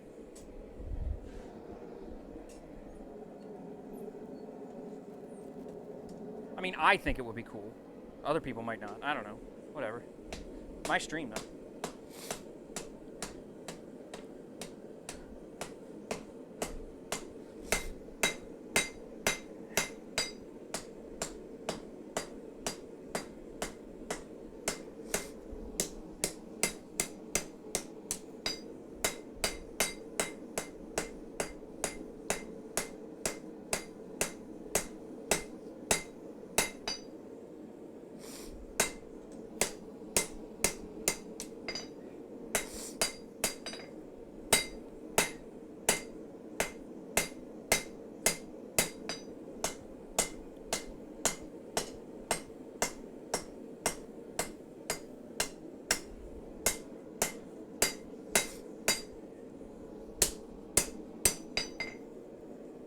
All right, a little bit more to do on the handle.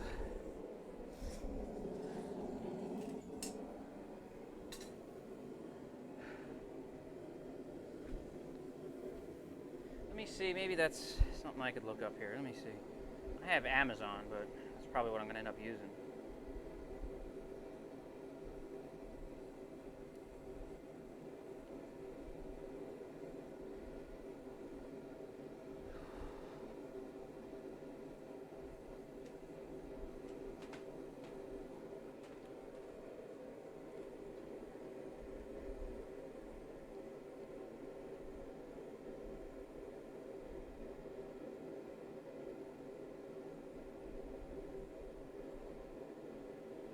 This Polar seems to be the one they're talking about.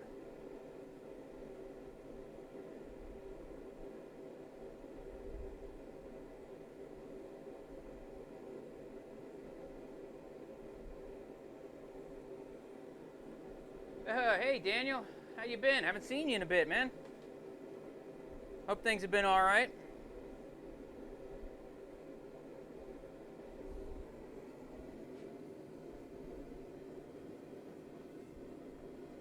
Hope I didn't say something to offend you to chase you out of my stream.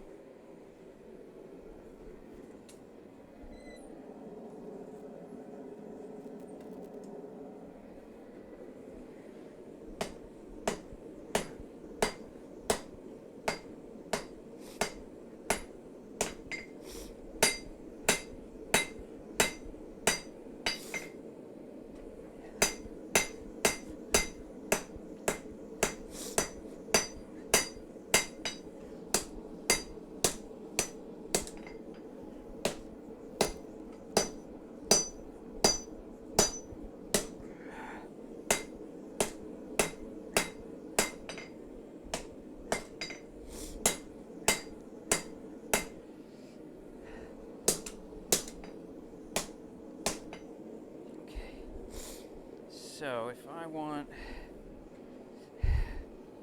see if I can,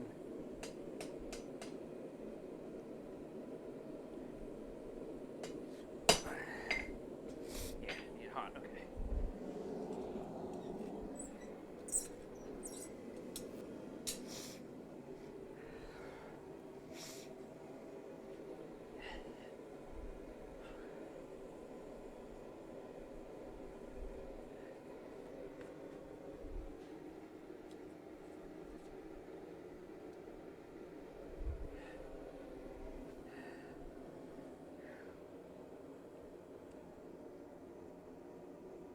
No, don't fall in the water. No.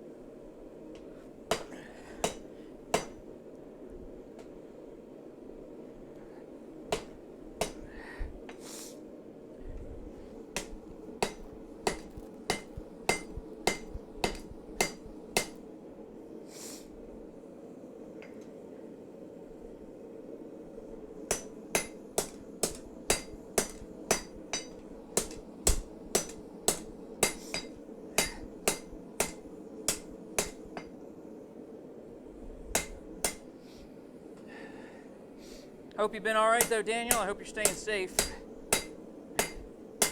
There's a lot going on with the virus, so wish you the best with it.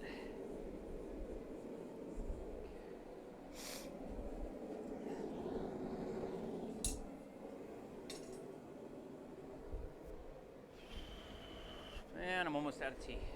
Figures.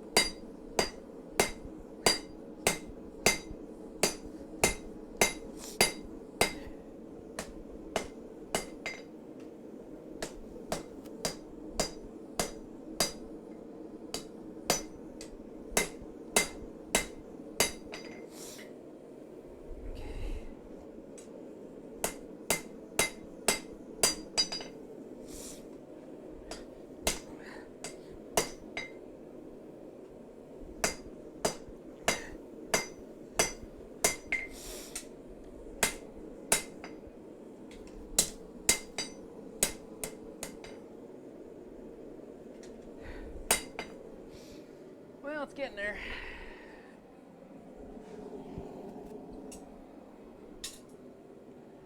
Almost. I think a couple more rounds and I should be good.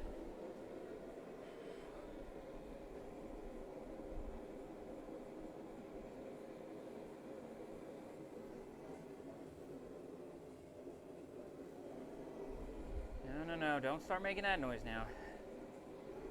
How cold's my propane tank?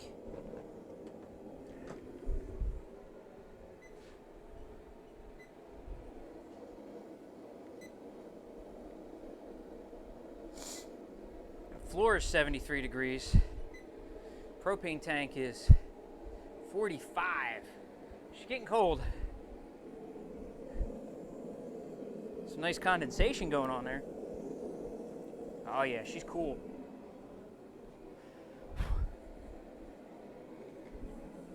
Oh, bricks. Oh, I pushed it off with the knife. I'm like, why is my brick moving in the back? Because I pushed it, that's why.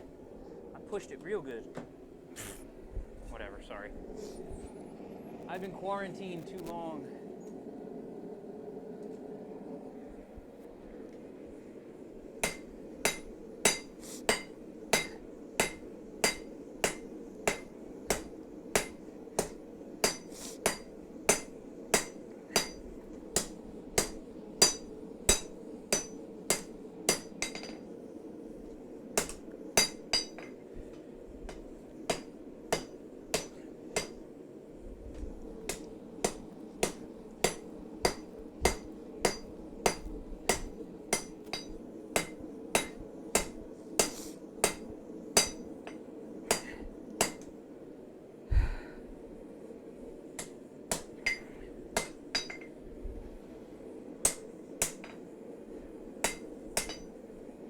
Alright, let me do a little more stretch on the blade, and then I think I will call this one.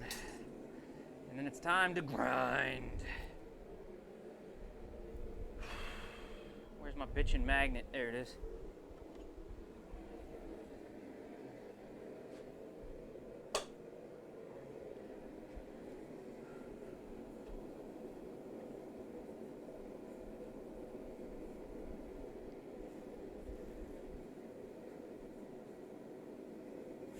Whew.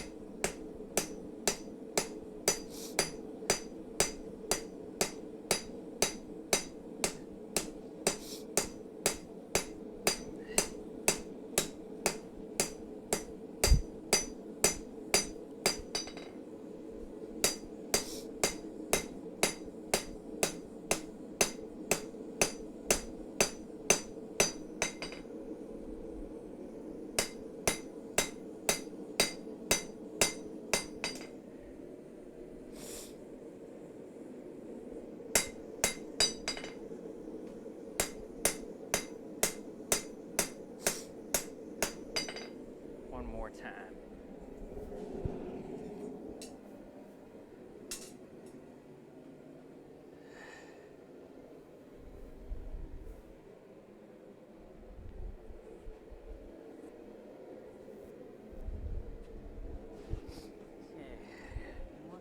Maybe this one will clean a little bit better.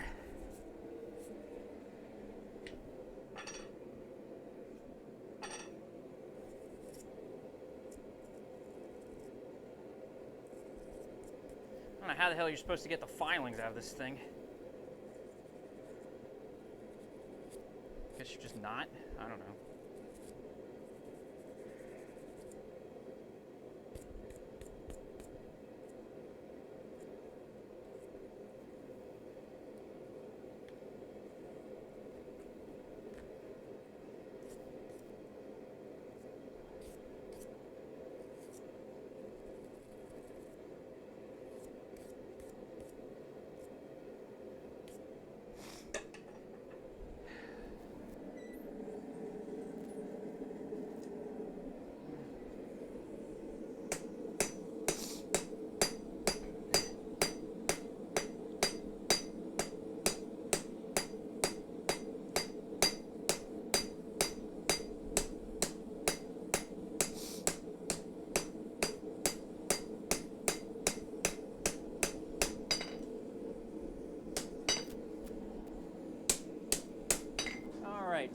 straighten.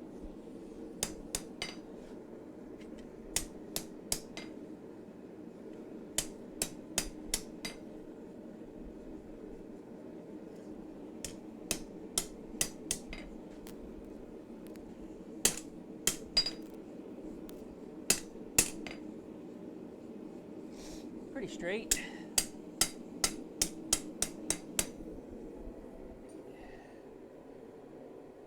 Pretty straight. I like it.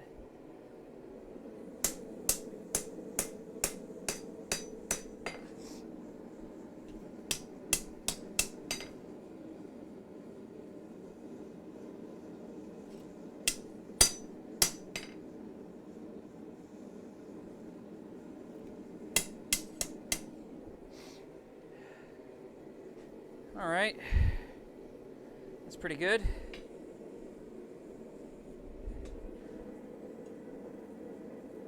Leave it there. All right, propane tank, your time to rest is now.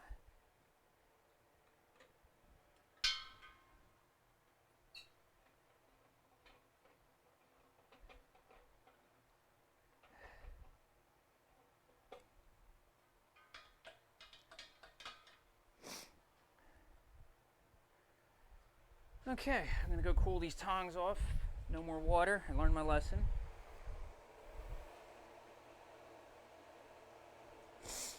But they're very hot, so they need some air cooling. I really should build a frame or something that I can put in front of this fan. I know I said it the other day. I mean, I can always put like another bucket in front of this and put things on the bucket, but then the bucket melts.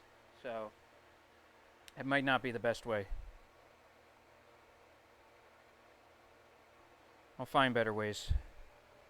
All right, so these need some time to cool. That's gonna cool. That's gonna cool. Everything's chilling out for a little bit. All right, cool. That's good enough.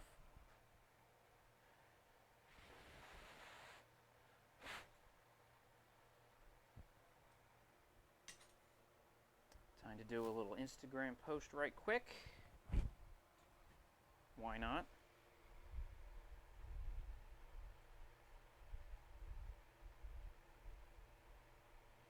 That's what this thing's for, right?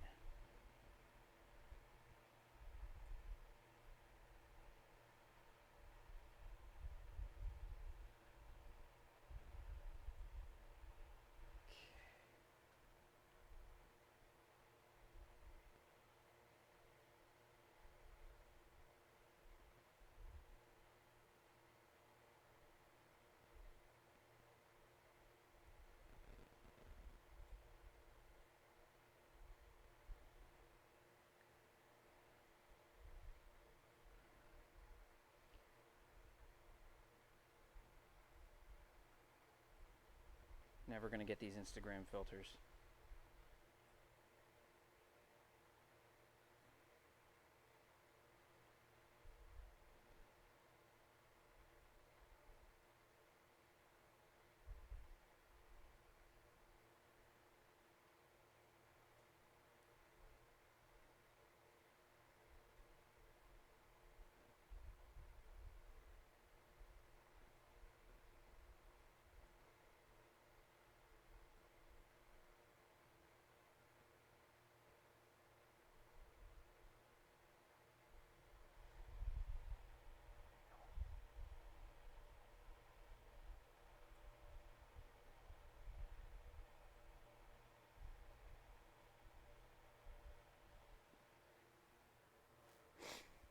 There we go. Let's put that up on there.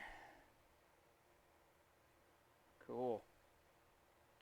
And bring it back to Twitch. Wish things cooled down quicker. I don't really want to drag my... Well, I guess I can because it's got a lot of cooling to do. Thankfully, it's thinner. Once you thin this thing down, it really it loses the heat much faster, so it shouldn't stay hot for too long. But a little fan time will accelerate the process, I guess.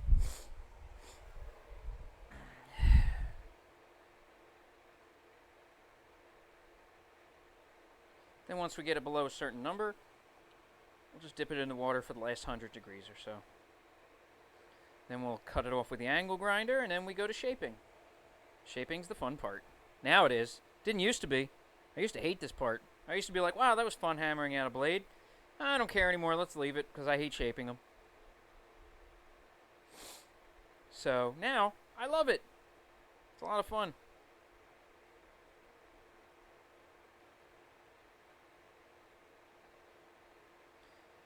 Just do another little paracord grip. I think this one's going to get a clip point on the top, so that's going to be fun. See how that goes. Whoop, stay.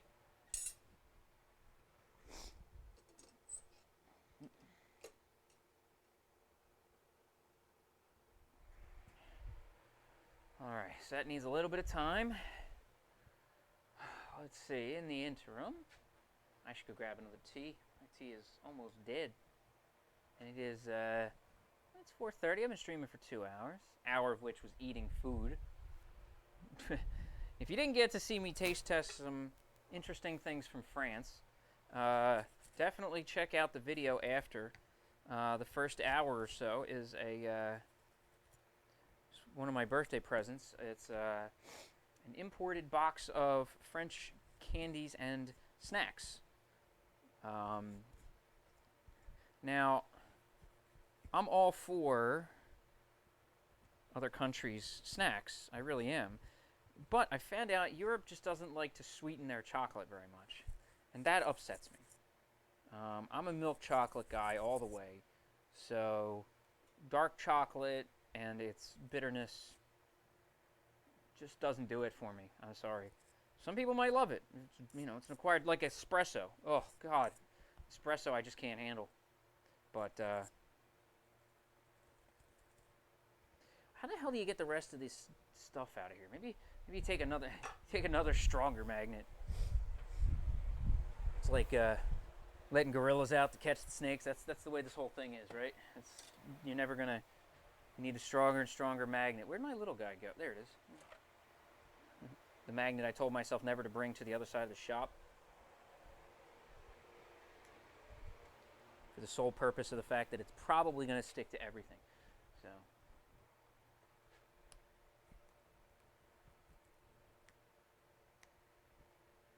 Hey, that actually pulled some of it out. Hey, what the hell is that? Little ball? Alright, where the hell did that come from now? Alright, that's weird. So, So, there's a small ball in here, and I don't know where the hell it came from. That's weird.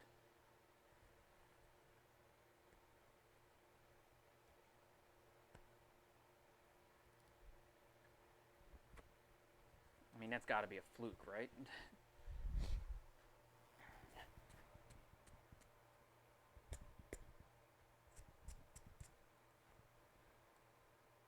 Got to be something from their shop that, like, stuck in there.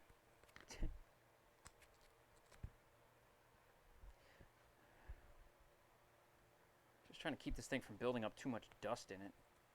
I don't know if that's good, bad. I don't want it rusting in there.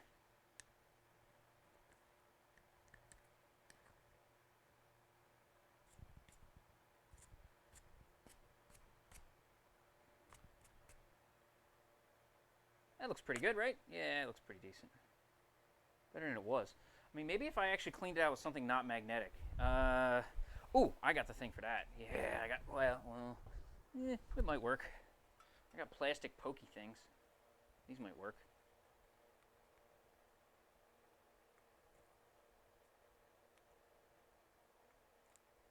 Wow, there's a lot of dust in here.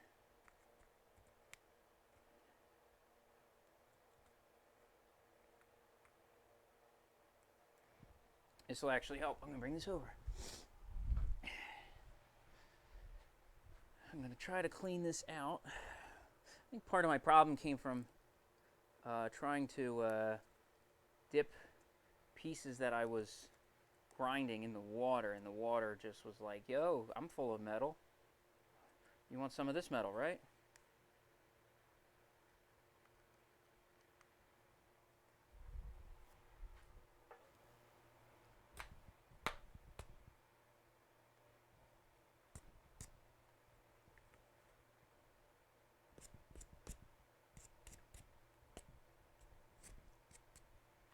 There, that's a little better.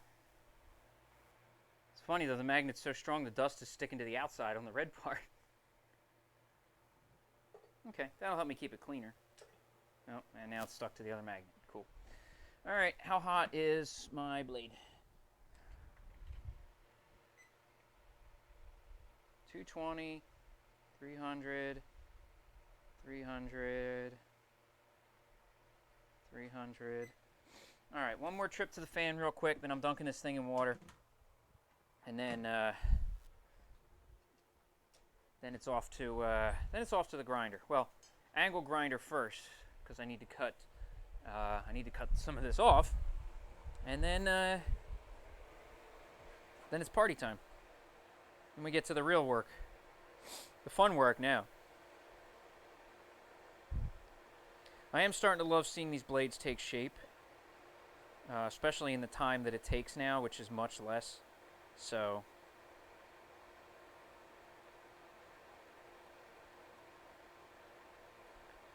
I'm definitely wanting to do the clip point, so that should be fun. I'll do the clip point on the top of this one.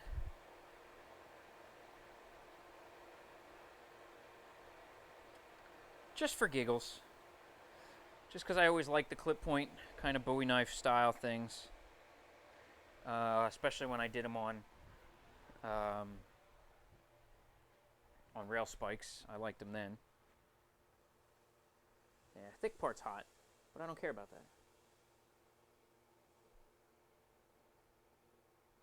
I just got to get it cool enough. Oh God, yeah, this water needs to be changed. I think I'm going to do that next. I think that's my my next next thing I'm going to do right now is I'm going to go change this water. That sounds like a very wise idea. So that's going to dry. Oh, not on the anvil. It's not. Whatever. Just leave it on the floor. Yeah, we need to change this bucket of water because every time I dunk something in it, it stinks. So I've been using this bucket for a while and just refilling it. I think it's time to dump out the funk. I think that's what this should be called, right? Dump out the funk. I think it's the rust that's in here more than anything.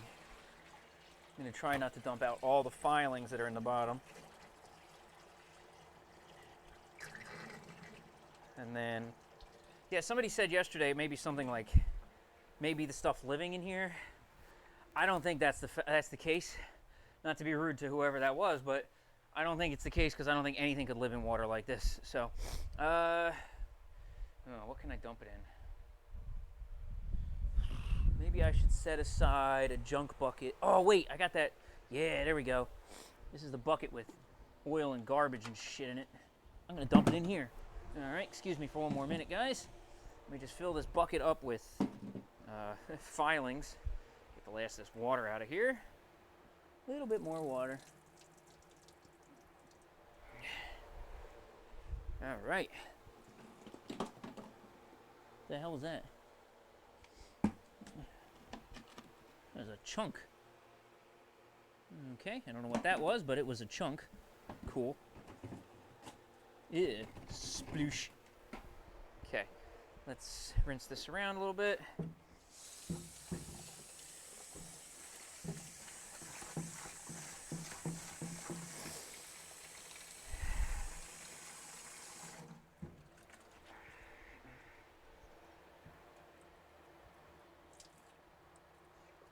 Try not to pour out much.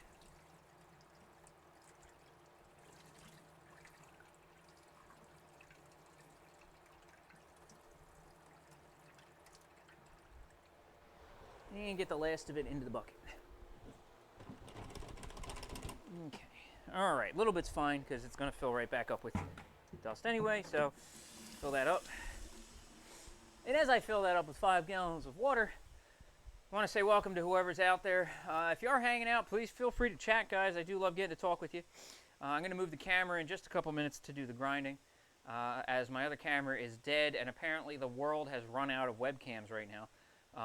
Because everybody's working from home. So all the stores that had webcams no longer do. So I was trying to get an extra webcam because my other one was being a piece of junk. And yeah, not happening. So which was funny. I didn't think about that, and then I went to a couple stores, and they were like, "Nope, we're out." And I should have realized that since everybody's working from home now, you know, they need webcams to do that. Which, well, I guess some people it makes sense. You know, I guess some people for like video conferencing and stuff like that. But I don't know why you'd need video conferencing. For most things, it's like, look, you're working from home. If they want to work in underwear, let them work in underwear. Why you got to make them put pants on? Screw the webcam. I mean, for some things it makes sense. Like if you're meeting with a doctor or something like that and they need to see you, great. But then again, the doctor needs the webcam, sorta. Well, not really. I still don't believe the doctor needs the webcam. You can just hear his voice. He needs to see you. That's the way I see it. I don't know. Whatever. Pretty sure the doctor needs to see you. You can't just say, "Hey, doc, it looks like this." Okay, cool. Sorry, guys. I've been trapped in the house for 3-4 days, so I'm going a little bonkers. You'll have to excuse. I'm going to do a little sweepy before I put this thing back. Actually, I'll need this. Okay, little sweepy time. Get some dust picked up here and some scale.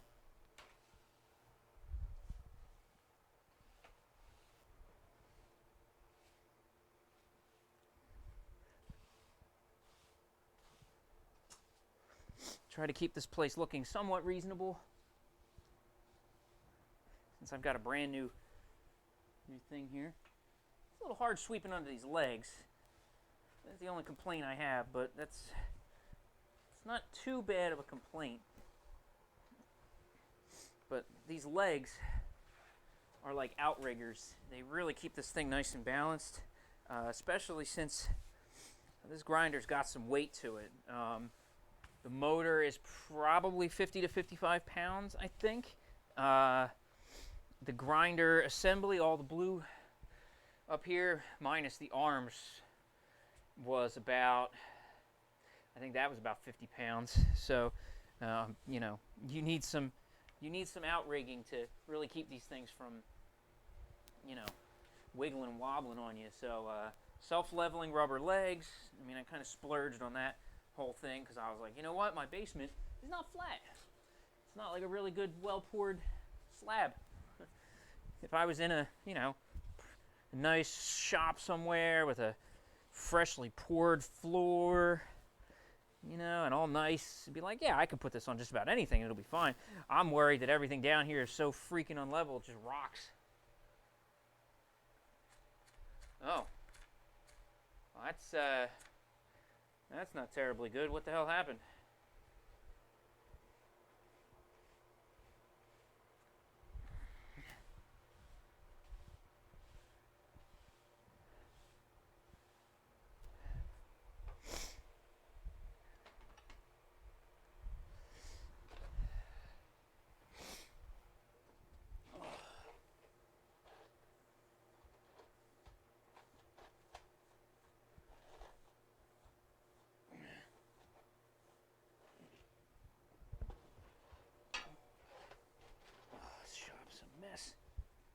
Oh, this little guy gets under here real nice, though, actually.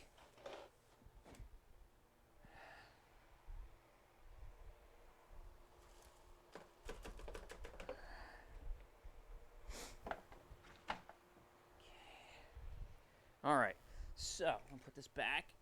It ain't perfectly clean. I wouldn't drink out of it, but it's not bad. Let's move this a little bit to the side. This catches most of the sparks. It does do a pretty good job.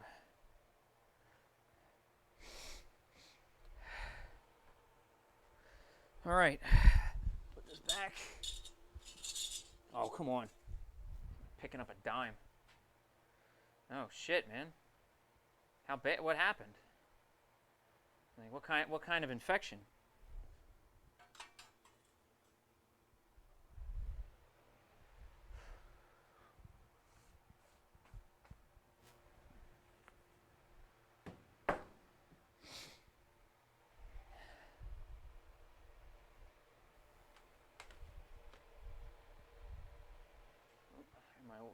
walking around.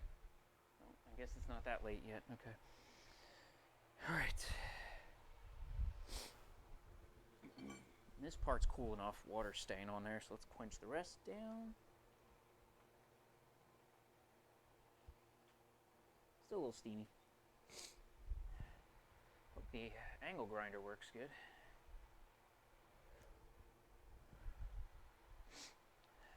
Oh, it's right there. Shh, don't talk about it. All right, where am I going to cut this off? I need my chalk. What are you doing on the floor, chalk? Ah, it broke, damn it.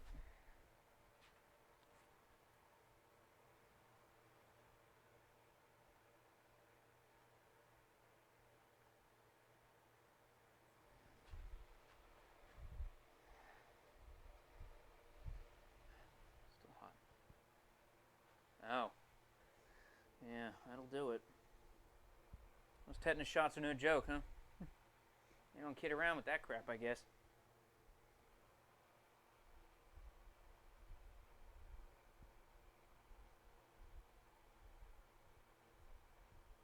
Okay, so I'm going to cut this right about there.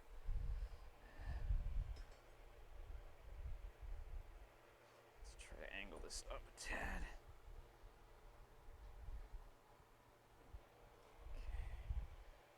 Let's go put some of this stuff away here.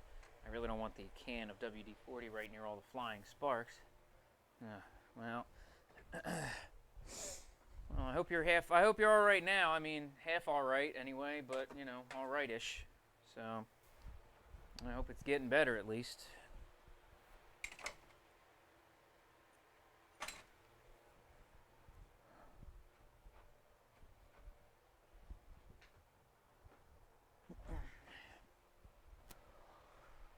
All right. Headphone users. Oh wow. You were in the hospital for almost 3 months? Wow. That's really pretty preventative. I mean, then again, I don't know how long somebody stays in the hospital for that, but that could be normal. I don't know. I know shit about hospitals. My wife is a little better at that than I am. Headphone users, beware. I'm going to the grinder for a couple seconds, maybe half a minute. So it's maybe a little loud. I warn you ahead of time. Turn your volume down. Yeah, now.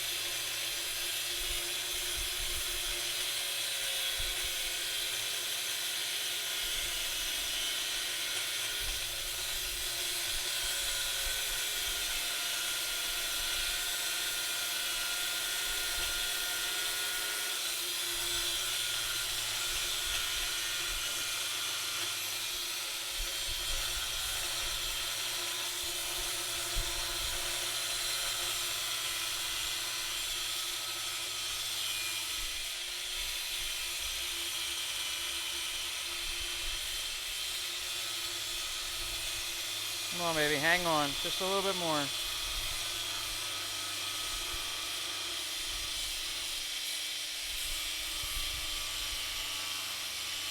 Oh, come on, Real. Come on, just a little bit left.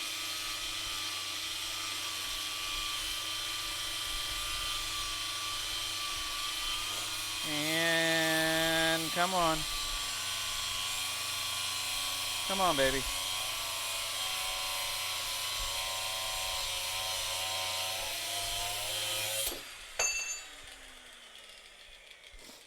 Well, and that'll do it for this wheel. Yep, that's the end of this wheel. Okay. I knew she was about done right there, so.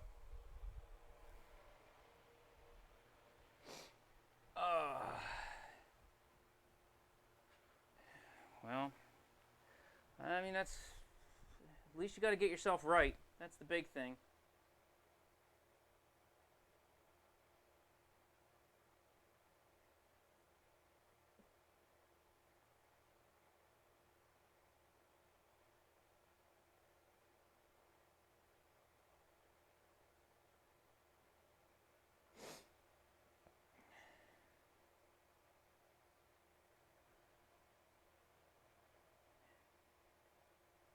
is this thing trying to tell me?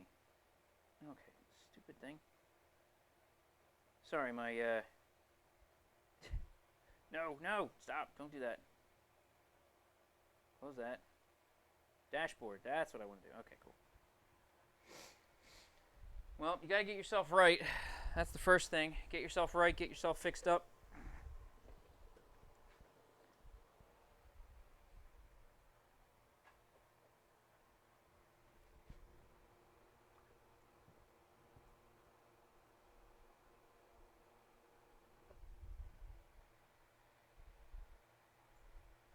At least it sounds like you're taken care of for the most part.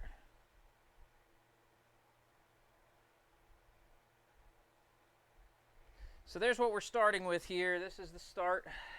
Let me bring it in closer. I keep forgetting how far this camera is away. So that's what we're starting with here. It's pretty simple.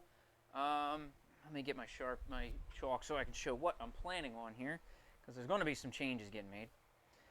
So I'm going to do a clip point because they're cool.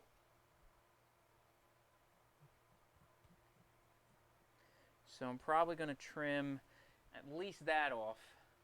I might go farther. Maybe to about there. I think I like that a little bit better. So put a nice big sweepy clip point in there. Try to maybe straighten out the edge a little bit. Well, more power on you.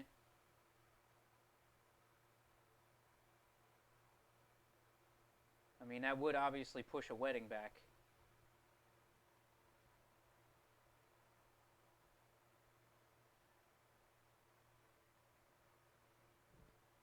And then I'm definitely going to slim this down a little bit, slim the handle a bit.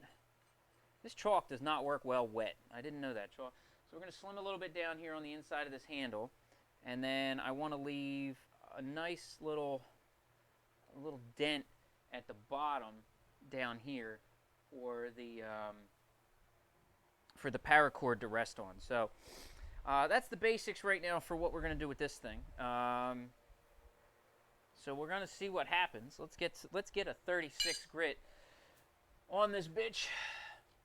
36 is the way to go. Oh, I got to move the cameras too, so give me 1 second. I'm going to do that in a moment.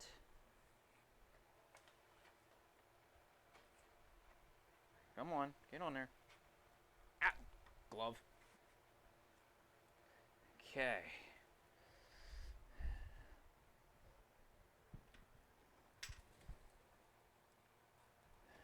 Seems about right. Push it a little bit out. Nice. That's not bad.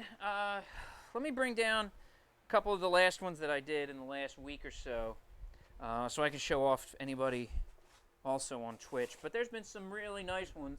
But there are pictures being posted regularly on my Instagram, which you can see to the bottom right corner.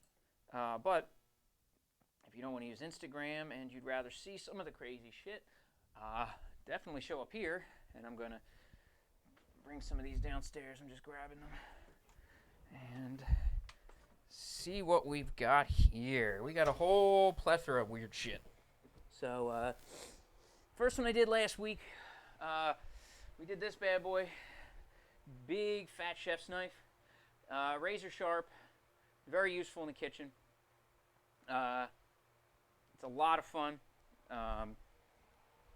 Really nice blade. I'm very fond of it. Great steel. Same steel as I'm using now, which is the 1065 high carbon steel. Stays sharp, gets hard, so it doesn't roll very easily. It's a little bit more brittle, but the beauty is you get a very, very sharp knife. It takes a really good edge and it holds the edge for a lot longer. I don't know why this is magnetic, but whatever. That's new. Next we got this little skinner here. Just a little paracord skinner. Just basically messing around. The handle's very small. It's not meant to be like a big thing that you'd hold, but it kind of just, sorry, I'm looking at the cameras. I'm doing this so I know where I'm at. But sits in your hand just a little bit, so you can just use it as a little utility thing, just for cutting miscellaneous stuff. And then the one from Tuesday, is this one. This one I'm very fond of. So we got this bad boy right here. Nice blade, acid etched black. Very nice bevel on it. Very nicely wrapped paracord handle in OD green. It doesn't show up as well on the camera because my colors suck on this camera. But yeah, that's some of the stuff from the last week or so. So that's been what's been keeping me busy. Trying to make new stuff every so often. So we don't need the bevel tool quite yet, so I'm going to put that on the anvil. Is the anvil hot? It's not hot enough to melt plastic, I don't think. I'm going to need gloves, and we need to move the camera. So let me get the tripod ready. I got a nice little tripod right here, so I can point it right at this. Which one? There was 3 there. Just going to unscrew this. So sorry, this is weird. But until webcams come back in stock in stores, I can't have scene switching right now. So I apologize. So those with vertigo, look away. So we're going to switch this one. Just going to take this off of the stand. So excuse me one more moment. I know this is a little weird. Sorry, but this is just what happens when the world is out of webcams. I just couldn't believe it when they told me that. They're like, oh, we don't have them. What do you mean you don't have them? You don't have webcams? Oh, we don't have them because everybody's working from home. I'm like, oh, damn. Oh, okay, this came loose. We gotta fix that. Oh, why is that? Okay, let's fix that shit real quick. Where's my Allen keys? There they are. Why is everything becoming magnetic? Oh, yeah, the last one. I am fond of that one. I'm pretty proud of that one. That was, and that wasn't too bad. I did that in just a couple of hours, actually. With the new grinder, everything comes by a lot quicker. Everything sort of gets done a lot faster. So, which one is it? This one? Yeah, the hole's on the other side, stupid. Yep, it's that one.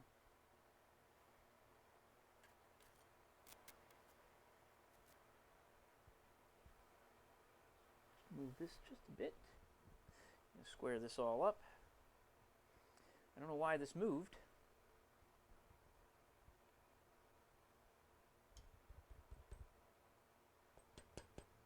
Right about there.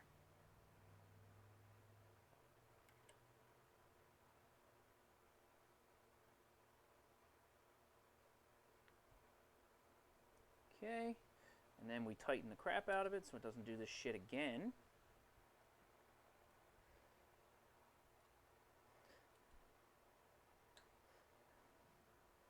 Yeah, so that one, I wish I could show it off in pictures, but if you want to see the pictures better, or if anybody else is watching out there, just follow the Instagram, which is right about, oh, let's see if I can do this one there. Here's the Instagram link. So check it out there.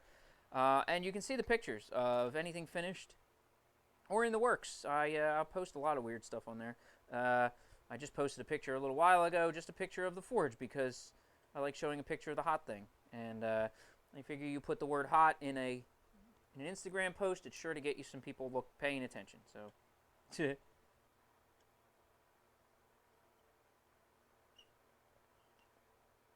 I'm a whore.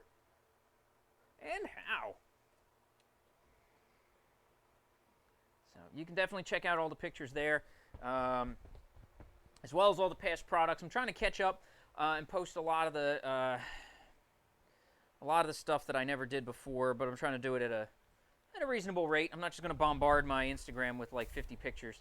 So I got about, I don't know, I'm sitting on about maybe 12 blades right now.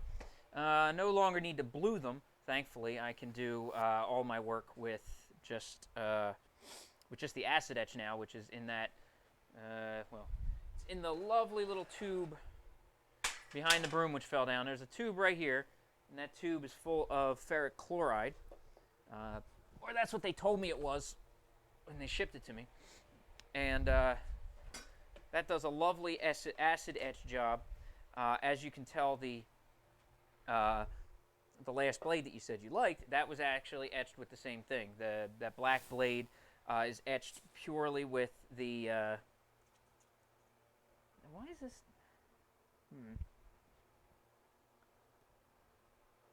Seems like it's a little crooked.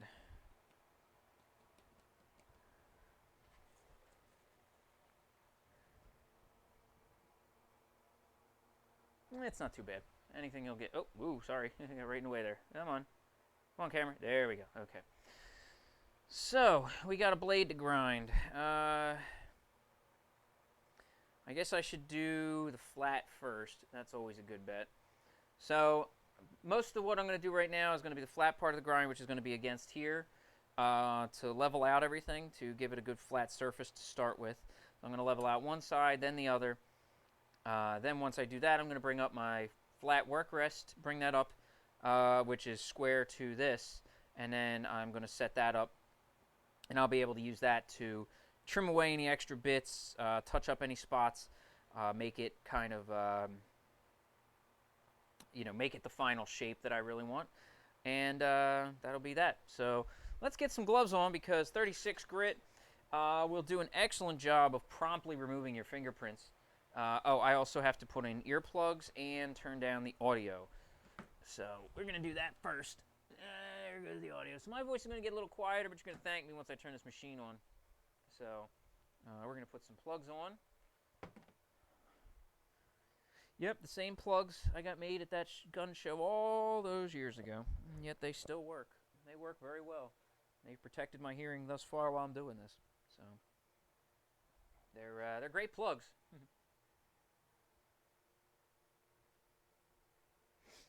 So, yeah. So we're gonna use the bitchin' magnet. Oh God, everything on the shop is stuck to it. Awesome. And I know it's a bitchin' magnet because it says it right, right there. Dusty down here. Okay. Yeah, and this is once this is on here, this is solid. Like, this is hard to actually get off. So it's. I was a little worried about that at first. Like, how strong is this magnet? Like, am I going to have problems with the knife just flying off? Nah. I have no worries whatsoever. So, that was alleviated day one. So, yeah. Just check your volume, guys. If this is a little too loud, I apologize.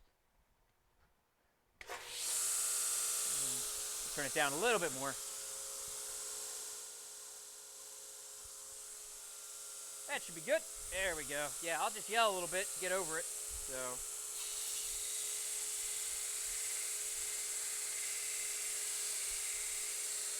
it's not the most exciting part of this, but it's kind of necessary, and you can see it starts to remove the high spots, and it's going to work me down to a flat area here. So remember, I have this much area. Let's turn this a little bit more this way. I have all. Okay, cool. So I'm going to try to work this down, work the flat spots, work the high spots down until I get a nice uniform shape. That's the job of the 36 grit.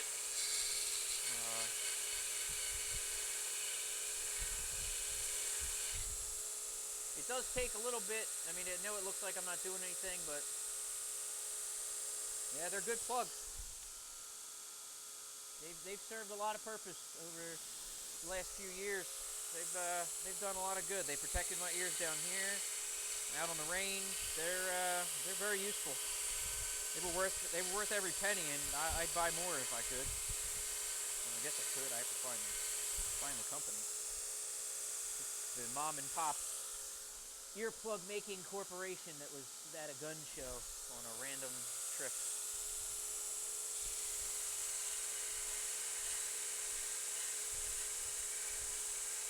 This is going to take a little while to get this thing square, for sure. there's a lot of sparks coming off, which is nice. A lot of sparks. So this 36 grit belt is, I'd probably say, 60% through its life. So I'm going to try to use the remainder of that life on this knife here, because it has done one other knife already. It did that black etch knife with the green handle. So I want to try to get as much out of this as possible before it gives out. I'm trying not to blue the steel. I'm trying not to heat it up too much and go too fast. So, but the handle is probably the part that needs the most work, because I'm really trying to thin it out the best I can. So, sorry, a little something itching my eye there. Man, this is nice working with nice gloves. I don't have any holes in the fingers. That's a nice change.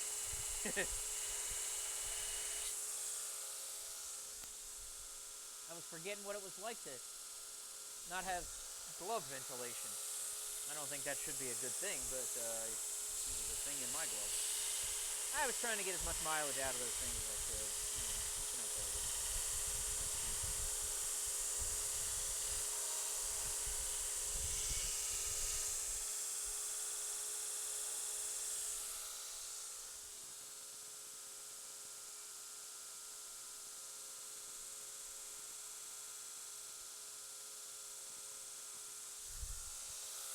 So it's getting there, starting to move up.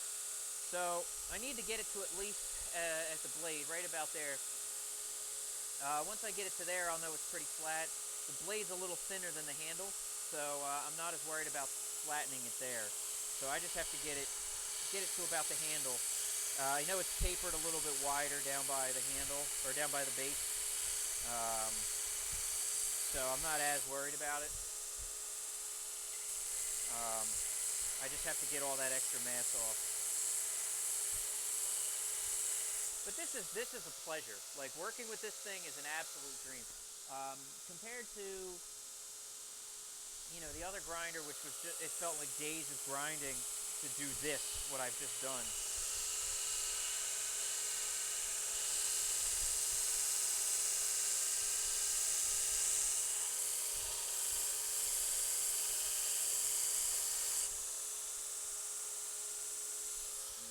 Starting to worry a little bit. Maybe it's less of its life than I thought it was. Still doing work though. I'm gonna try to get as much out of it as I can.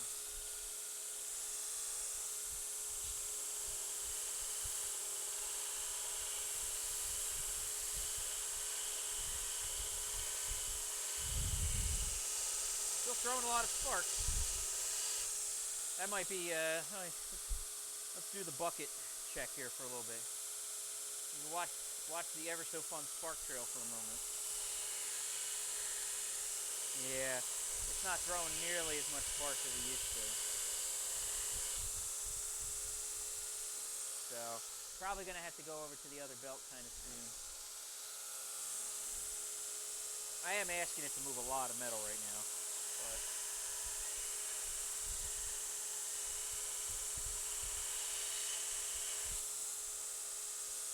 spark cam's a fun look though. What I will do though is, before I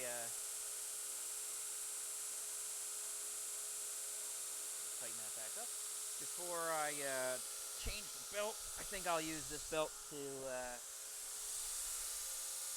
try to put the clip point in the top. Let's see how that goes.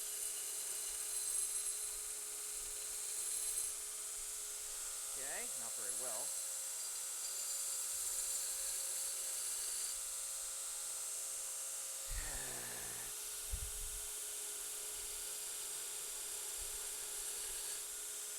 Yeah, that's comfy. Okay, let's do it this side. How about this? Oh, that's way better. So, working on a blade edge like this is really good at just tearing the grit off the belt. So,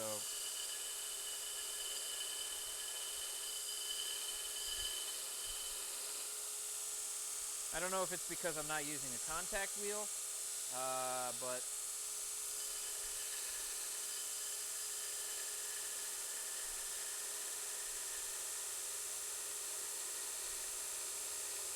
don't have a contact wheel because they were sold out when I bought this thing.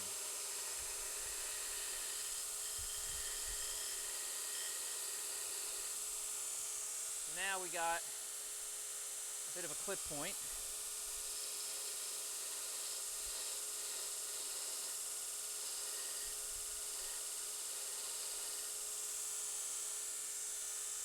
So now the blade is, I don't really like the shape. I gotta kind of tune this up a little bit, but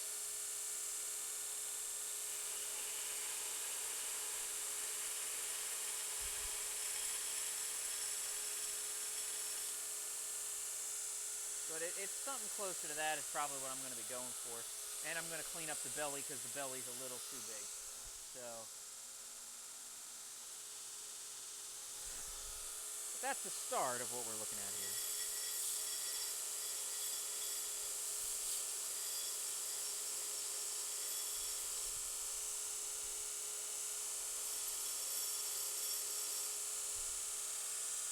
That's the general idea. So let's get back on the magnet here. Try to get this side flattened out a little bit more and we'll be good. We're making progress here. Actually, that may have been good for the blade. That might have got, or the belt, that could have got some of the dull stuff off. And now I've got fresh material. That's like it just redressed the belt for me. Ha! That's actually doing better.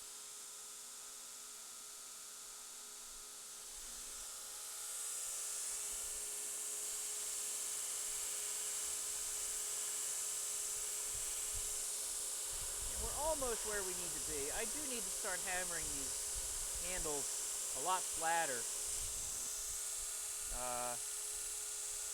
I guess it's a bad habit that I have that I just don't. I always have the end of the handle always fatter than it should be. So I need to kind of fix that, but we're getting there. So there we go so far. Got the little bit of a clip point put in. The handle's starting to shape up. A little bit more mass to take off of it and we'll be good. On this side. The other side shouldn't take as long. I think the other side's a little flatter. But I hope you guys are doing alright. If you're checking me out from Twitch, please don't hesitate to drop a line in the chat. I'm more than happy to respond to anything you guys have a question about. Or if you just want to say hi, if you've been here before, don't forget to say hello. I love hearing from you guys.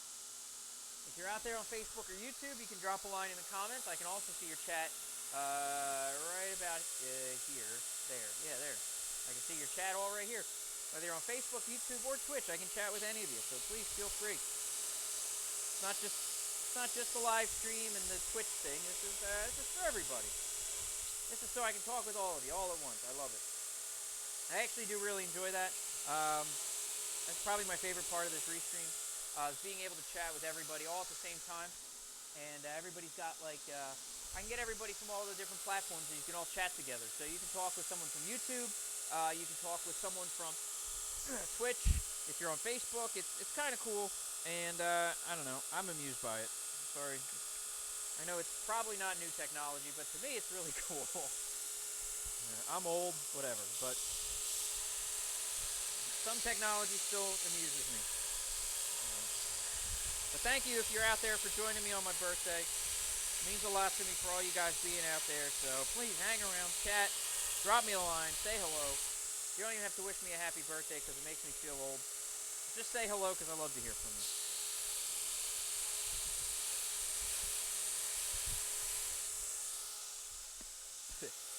Grit.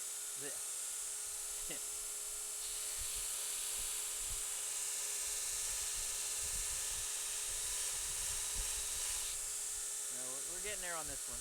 This one's obviously, you can tell where the low spots are. It's a little lower down in here towards the inside of the handle.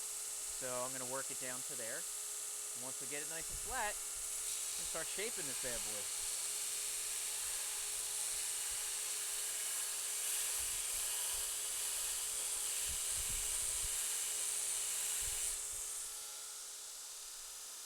Looks like I might have left a little bit of a high spot on the blade, but that'll all go away shortly. It'll all level out. This belt, this grinder and everything, it does such a great job of really leveling everything out with from the flat spots, so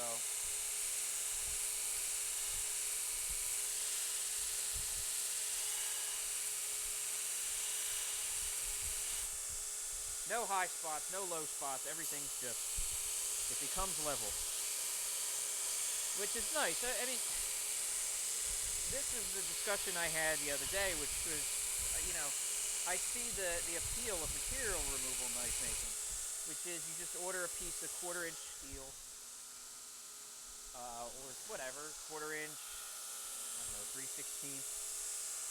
Order a piece of that, and then just grind a knife out of it.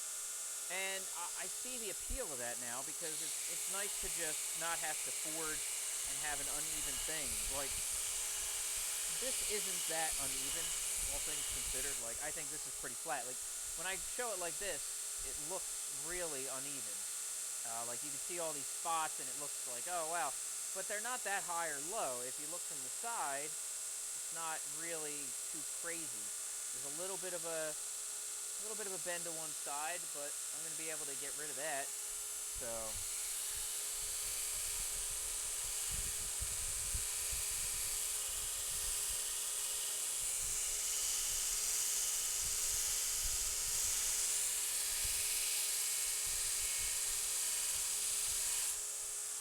starting to wonder how much blade I have left, but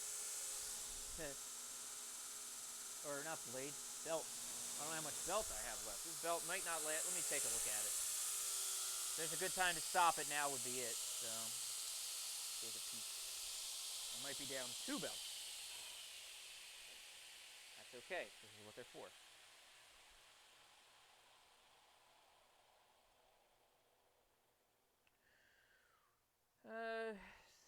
Hard to tell. I mean, there's still plenty of gritty pieces in here. They look like they want to do work. I mean, it's not down to the cloth yet, so yeah, let's go. Fire it up. Ah.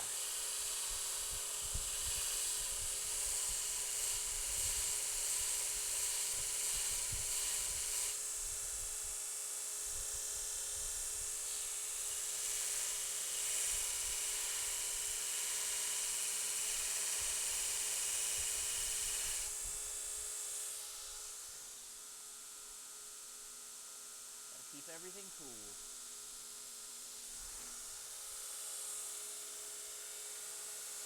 Yeah, you know what? I may have to change this soon, because I don't want to grind forever here. This belt may be on its last.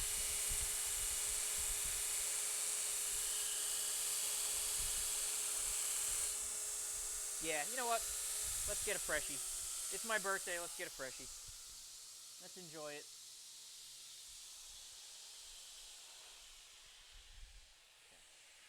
Let's see. We'll put this guy here.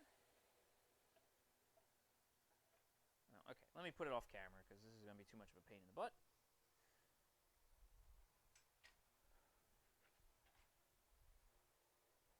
Yeah, I guess it's about dead. I don't know how you really tell. Like, I don't know how you tell a belt from a belt sander is really dead.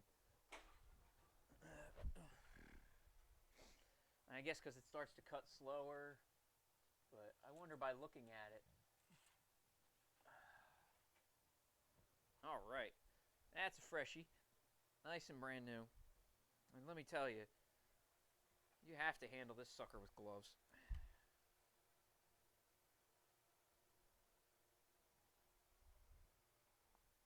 Let's adjust the tension a little bit.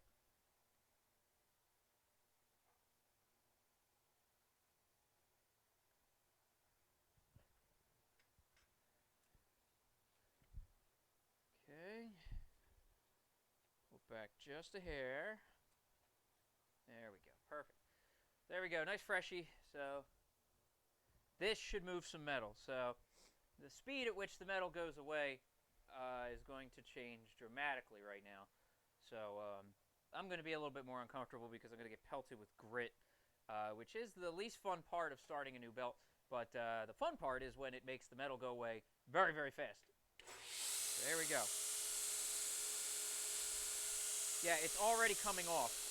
Like before I even put the thing on, I can already feel it. I'm getting hit with grit. Nice and easy at first. Some of the high chunks of grit, but it just this is gonna this there's a ton more sparks coming off.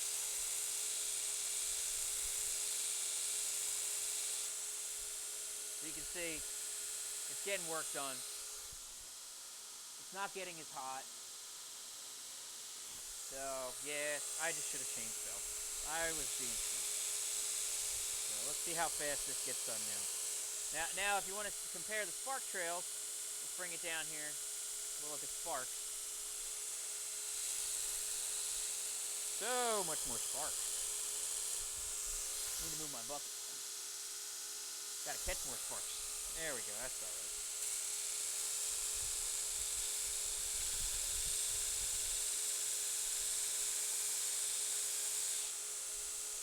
So yeah, I mean you can see this thing's coming out a lot cleaner, a lot faster.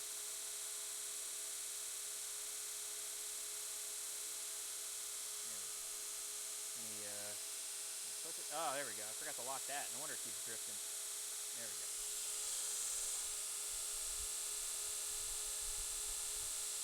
Okay, we'll tighten that up. Cool. Now here we go. All right, we're kicking now. Try not to apply too much pressure because there's really no need. You can get the work done without a lot of pressure, and I think that extends the life of the belt a bit. You really just want enough pressure to keep it on there and keep it square. And you get a nice even finish.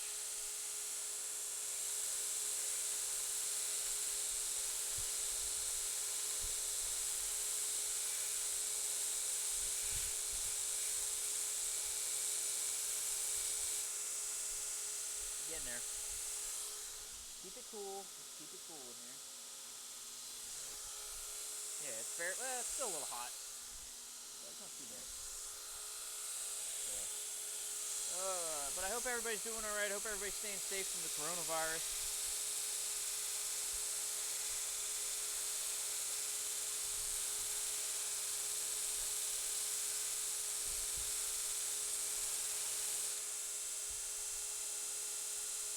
I know that whole scary thing, and everybody's all bugged out about it, but I just hope everybody stays safe. Keep yourself sanitized and all that. All that happy jazz.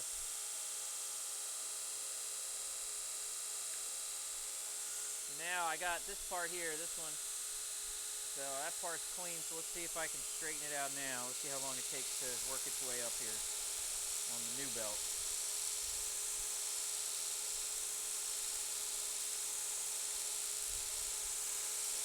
Again, just a light pressure, not really working it in, but it's already starting to catch up.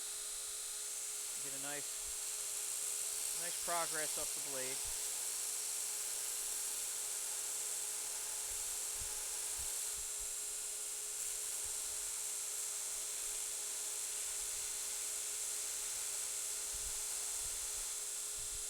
Yeah, just like that, the part that was giving me trouble earlier is almost pretty much gone.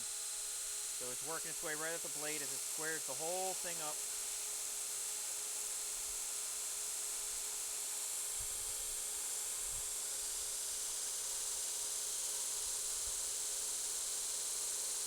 I definitely have a bit of a warp at the top that I got to get rid of.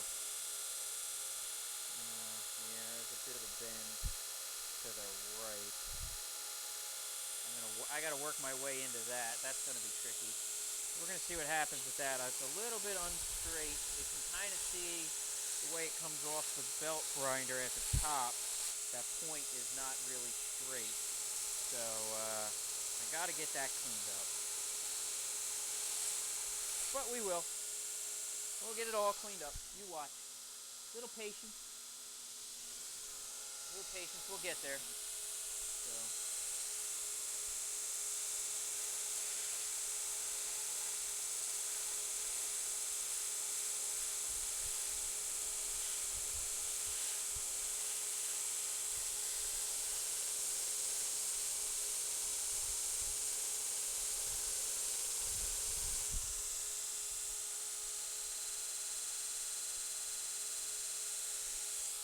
I don't mind this little blemish under the handle. I don't really mind that too much. That's not my big worry right now. I just want to get this whole thing flat, because once you get a nice flat line all the way up here on this grind, you'll know that the whole piece is very flat, and that's what we're looking for. That prevents warps later from the heat treat, but I want to get it pretty close. And like I said, I can see that there's the knife kind of bends away a little bit, so I don't know if, I mean, this thing's not hardened yet, so I may be able to actually hammer it back. 1 second.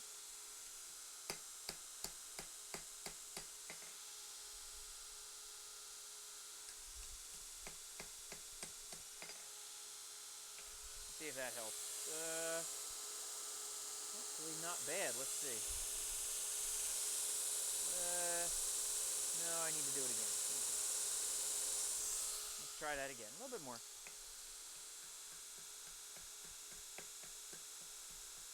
Just a little bit. I don't want a lot. I just want to bend it back just a hair.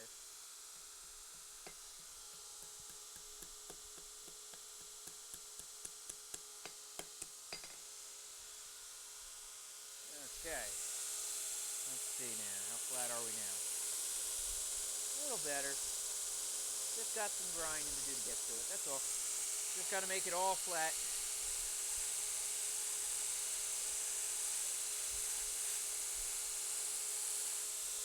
Handle is a little thick anyway, so that could use some removal. But considering it was pretty straight to begin with, I'm pretty happy with that. So it's holding up pretty good already.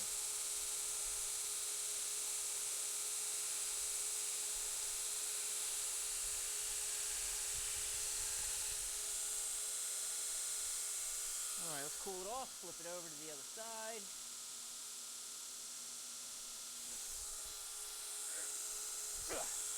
That magnet is something. Speaking of the magnet, let me clean off some of the filings. Maybe.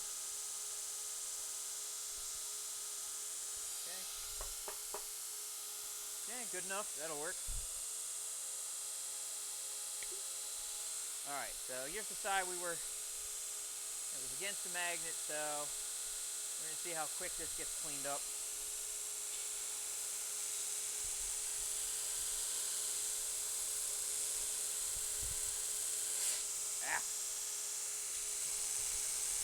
Look at what you're doing, stupid.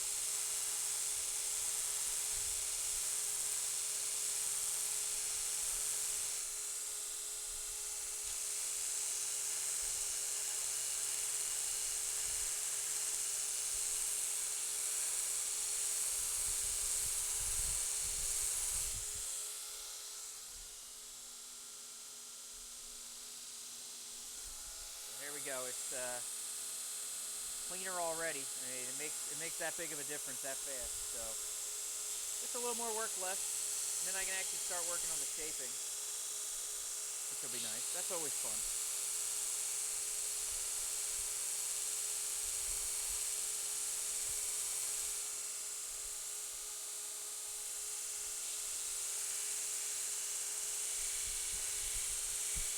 I love to see the actual shape start to take. That's when it really kind of hits home with the blade. Because the rough shape and the rough hammering is one thing, and it's like, yeah, that's cool. But once the real shape of the blade starts to take in, that's when it's like, oh wow, and that's when it's really cool. So, and you really kind of know what the blade's going to look like.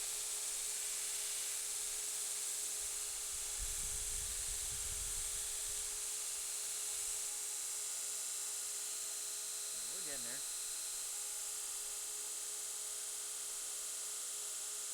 Keep it as flat as possible. It looks like I might have just, yeah, the point actually seems to be pretty straight now. It's tapered. I didn't really leave it like as thick as the rest of the blade. So either side that I'm working on, it tapers to a point. So.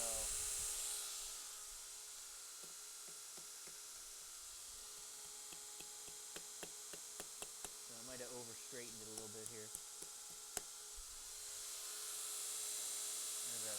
Let me grab my square real quick. Try to get an idea here. That side's good, and this side.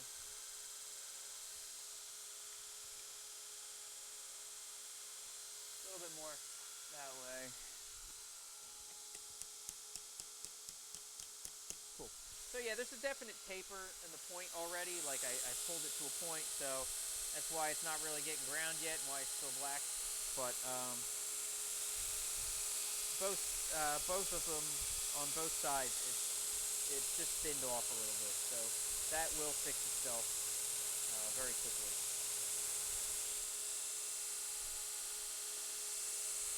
As I shape it, actually I'm pretty content where it is now. I can actually do the rest of the shaping once I get this handle squared off. I can do the rest of the shaping on. I'll do the rest of the shaping on the jig, so on the rest, and I'll square it up that way.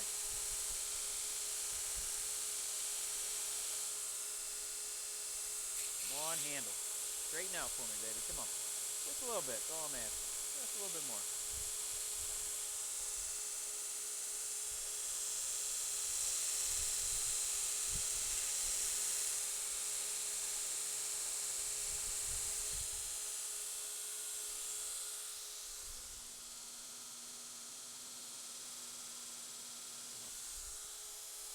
Alright.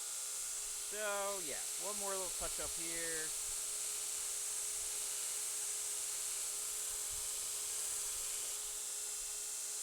Cool. Pull this off. Stop this. Boom. Nice big fat stop button. I'll lock this up here. This is the size of that stop button. Massive stop button. Don't mind my bottle of Windex back there either. Don't judge. Okay, let's get the rest out here. Ugh.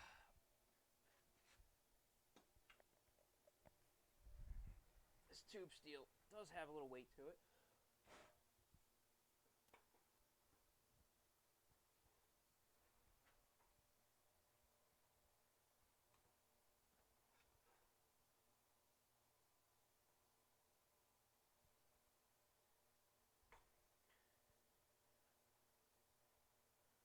Alrighty.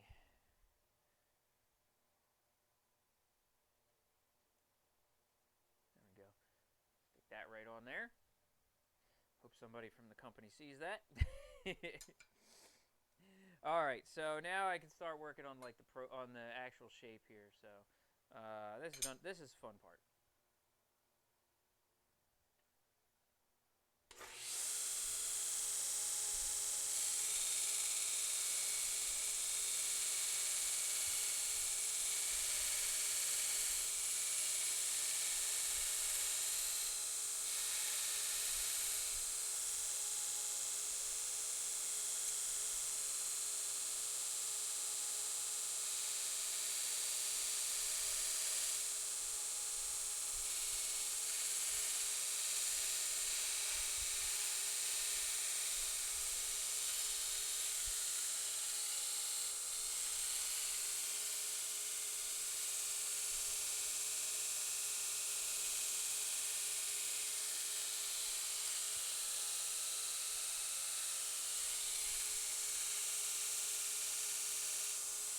Just like that, we can change the profile and start making it really nice. So,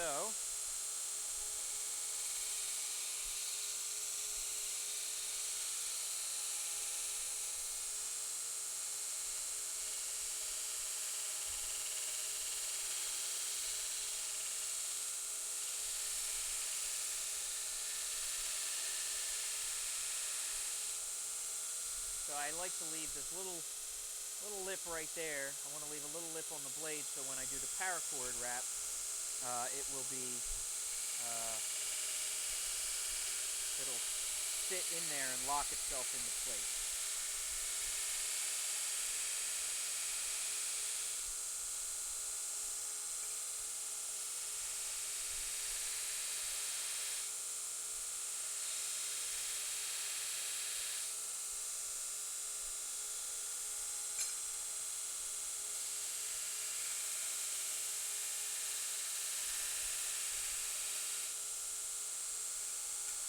same around the back.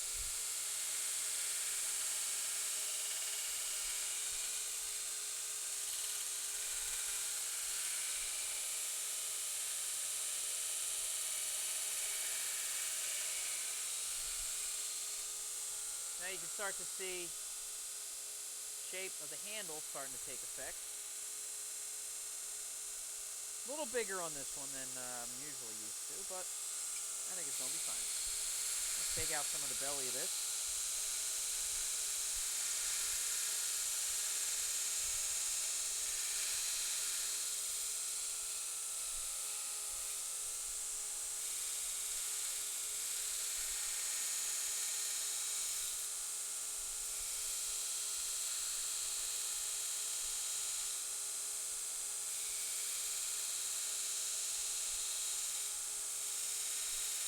I'm going to make this a lot sleeker, I think.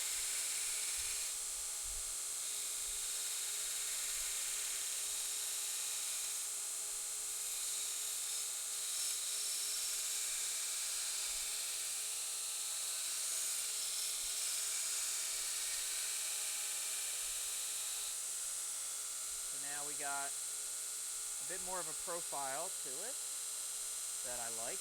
And now we can grind some more of this away.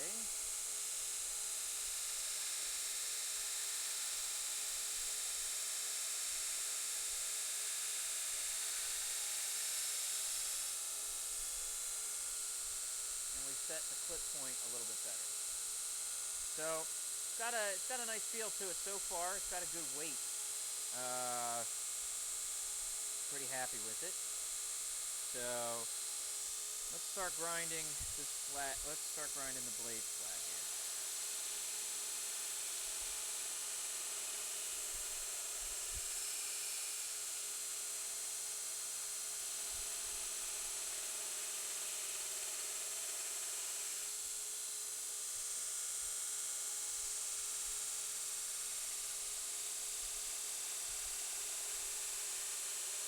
So this usually gets the job done a lot quicker than going long ways down the blade.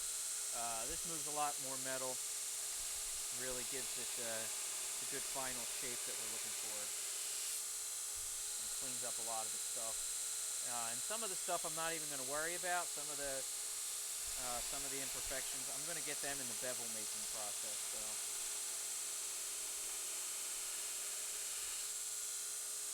All that stuff's going to go away.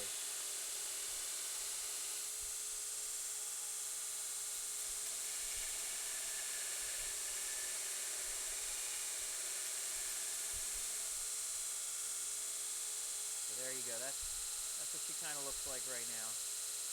Very much cleaner. Let me give you some out of there. Nice and straight. That's what you like to see. You don't like to see the light be all wavy. You want to see it come through nice and clean in a straight line.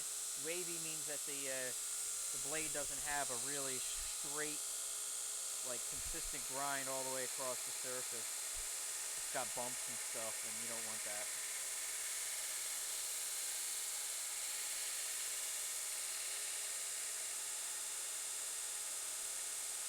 That really affects the finished look, I think.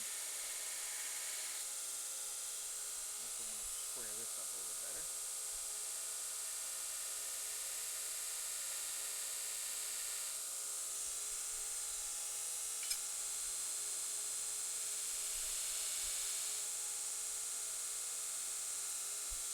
Squared that up, so a little better. I like it. Probably can take more off the handle as I was planning to, so. Handle is a bit fat. I know some people have big hands, but this is a lot of handles.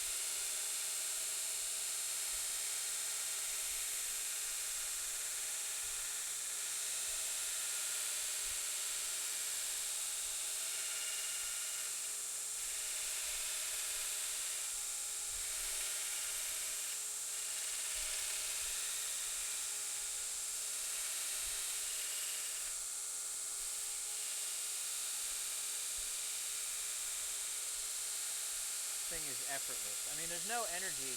I'm really putting very little energy into this to actually do the sharpening or or the shaping. It's just it just takes all the material off itself. It's great.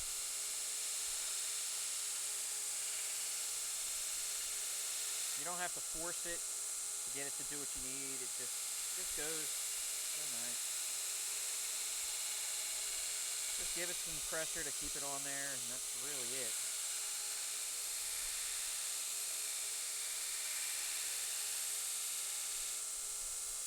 So there's what we're looking at for the handle shape. Pretty simple. Oh, hey, Wisdom. Yeah, how you been? It's up and it's kicking some ass. Let me tell you. I hope you've been all right.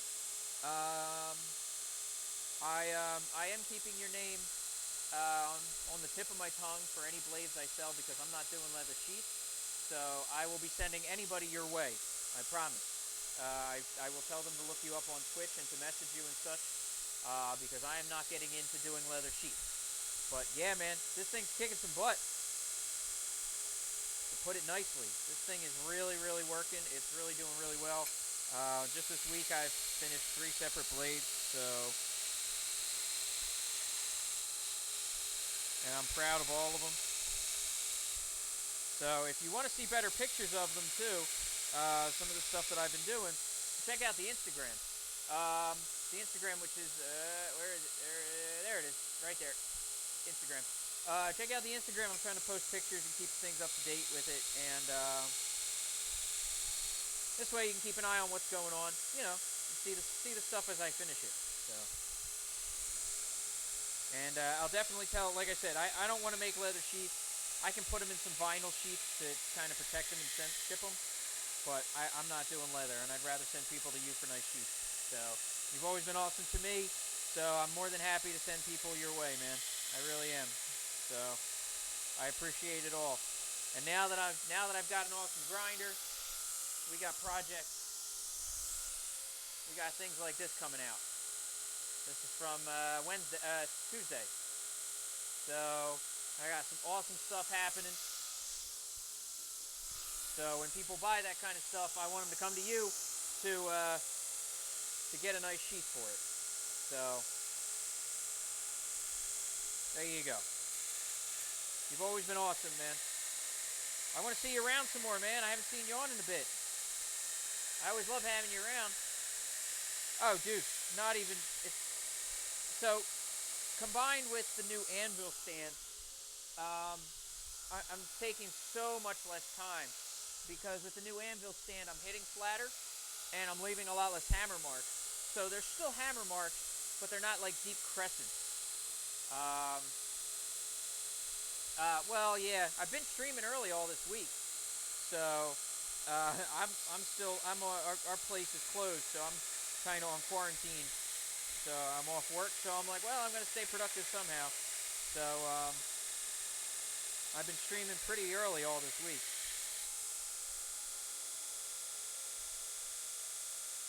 But I do love catching you when you're around, man. I love having you on the stream. I love getting to chat with you. It's always good having some of the nice guys around here. You guys make this worth it. Oh, yeah, well, I'm sure.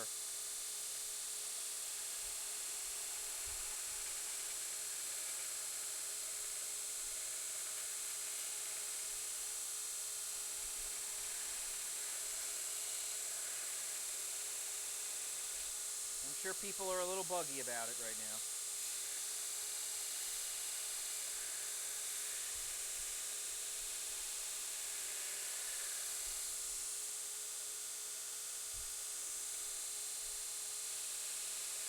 So yeah, I don't even know how long I've been grinding.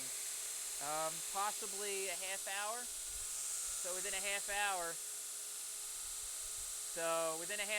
From forge to this.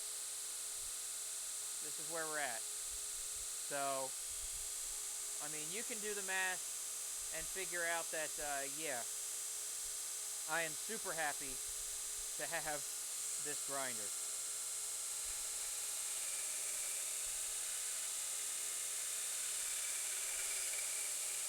Just to get the work done in a half an hour that would have taken me 2 days before.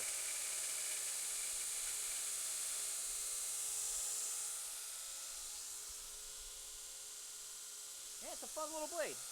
You know, and it's easier to do. You know, I can just move metal. Like if I want to change something and I want to alter it, I can do it and just take a little bit out, which I couldn't do before.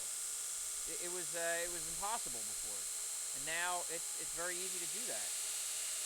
I didn't hammer a lot of this profile in. The handle, you know, was kind of profiled, and a lot of this stuff got done that way. So, you know, it's super easy. So I'm going to be having much better projects coming up. So check out the Instagram, really. Check it out, and this way you can see when I get some new stuff going on. Even if you can't hop in the stream, you can see what's coming out. And this way you can see what you might have to put a sheath on sooner or later. So I hope.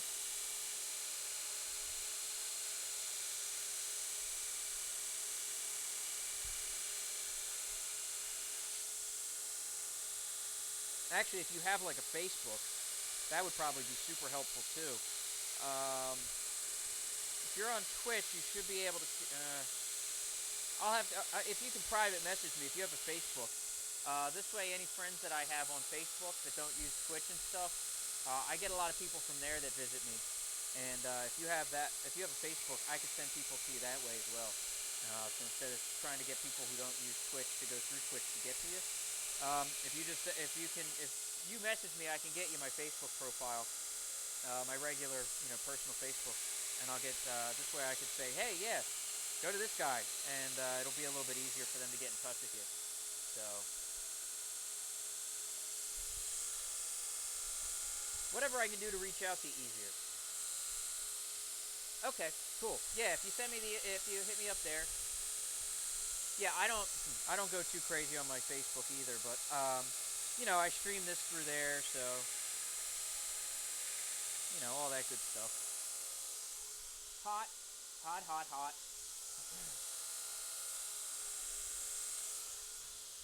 So there we go. There's our profile. I need to move these lights around, but there we go. So that's what we're looking at right now. I like it. I think I need to bring the clip point back a little farther. This thing feels fat. It feels fat and short. So I think I'm going to bring the clip point back a little bit more. Really kind of draw it down.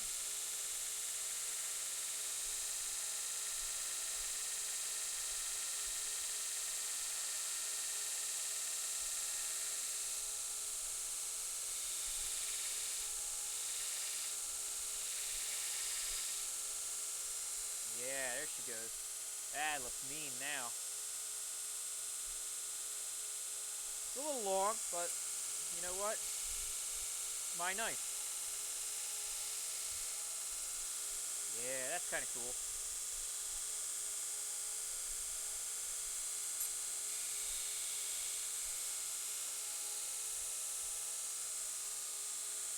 That's what we're looking at. But that's the kind of changes I can make now that I'm not using that other grinder. I can just make changes and adjust the blade however I want, and it doesn't take me like a week. I actually look forward to the grinding now, which is such a change from before.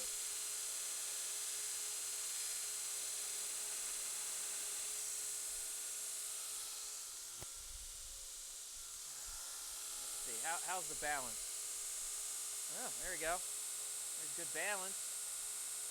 I like that. Means I probably should take a little bit more weight out because it's going to add weight when I put the handle on. So that I might have to do.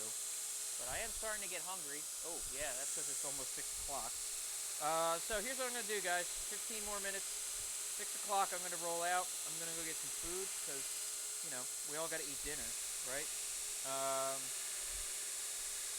So I'm going to eat some dinner at 6 o'clock, and then I will be back down probably around 7. So I'm going to try to get as much done as we can here right now. Because I am enjoying streaming for my birthday, and I'm enjoying hanging out with all you guys, so I don't want to miss any of it if I can. But this is nice and square. It's nice and straight. I like it. Yeah, that's messing the camera up. Keep reflecting the light back in the camera. It hates that crap. Alright, so the handle's a little fat on the inside, so let's take some of that off.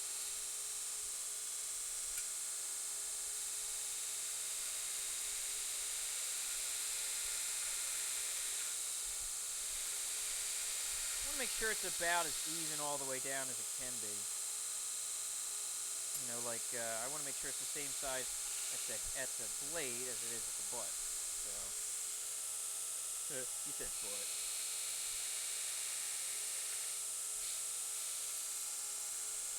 Sorry. I'm okay, guys. I swear to God. No, thanks, man. I appreciate it. I figured who better to spend my birthday with than all my good friends on Twitch. I hadn't gotten to see a lot of you guys in a while, so, you know, I know it's been, everybody's had stuff going on. I was figuring I'd see more people online this week with the quarantines and everything, but that hasn't been the case. But it's always good seeing you guys. You know, you guys have made this a hell of a year forging down here. All you regular dudes that I've seen, you know, everybody coming back and visiting and viewing, and keeping the stream kind of going and busy.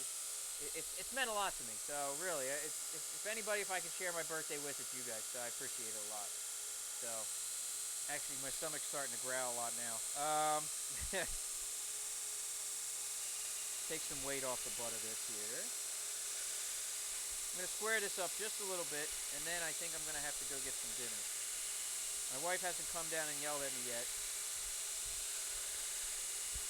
But I want everybody to come back tonight at 7 or after. Please come back. I'm going to go over I'm going to go over my birthday present again. I'm going to try to use 2 birthday presents in one stream. I got one from my parents, which is a multicultural snack thing. This one's from France. So I have a box of snacks from France. I'm going to go through them again. I'm going to munch on them on stream and have some fun with that. So I think I'm going to call it right here with this. So yeah, I'm going to come back probably in about an hour, guys. Yeah, about an hour and 10 minutes. I'm going to try to get some dinner in me because my stomach is starting to talk to me. Probably can't hear it over the grinder. But a big thank you to these guys as well. I hope you guys see my stream. I'm going to make sure that I do, that I'll send them a link to my stream because they've been awesome and super helpful. Their belts are amazing. So, yeah, guys, I'll be back in about an hour and 10 minutes, and hopefully I'll see you there, and we'll celebrate the rest of this birthday in style, hopefully finishing up a blade. So, thank you again, guys, and I'll see you real soon.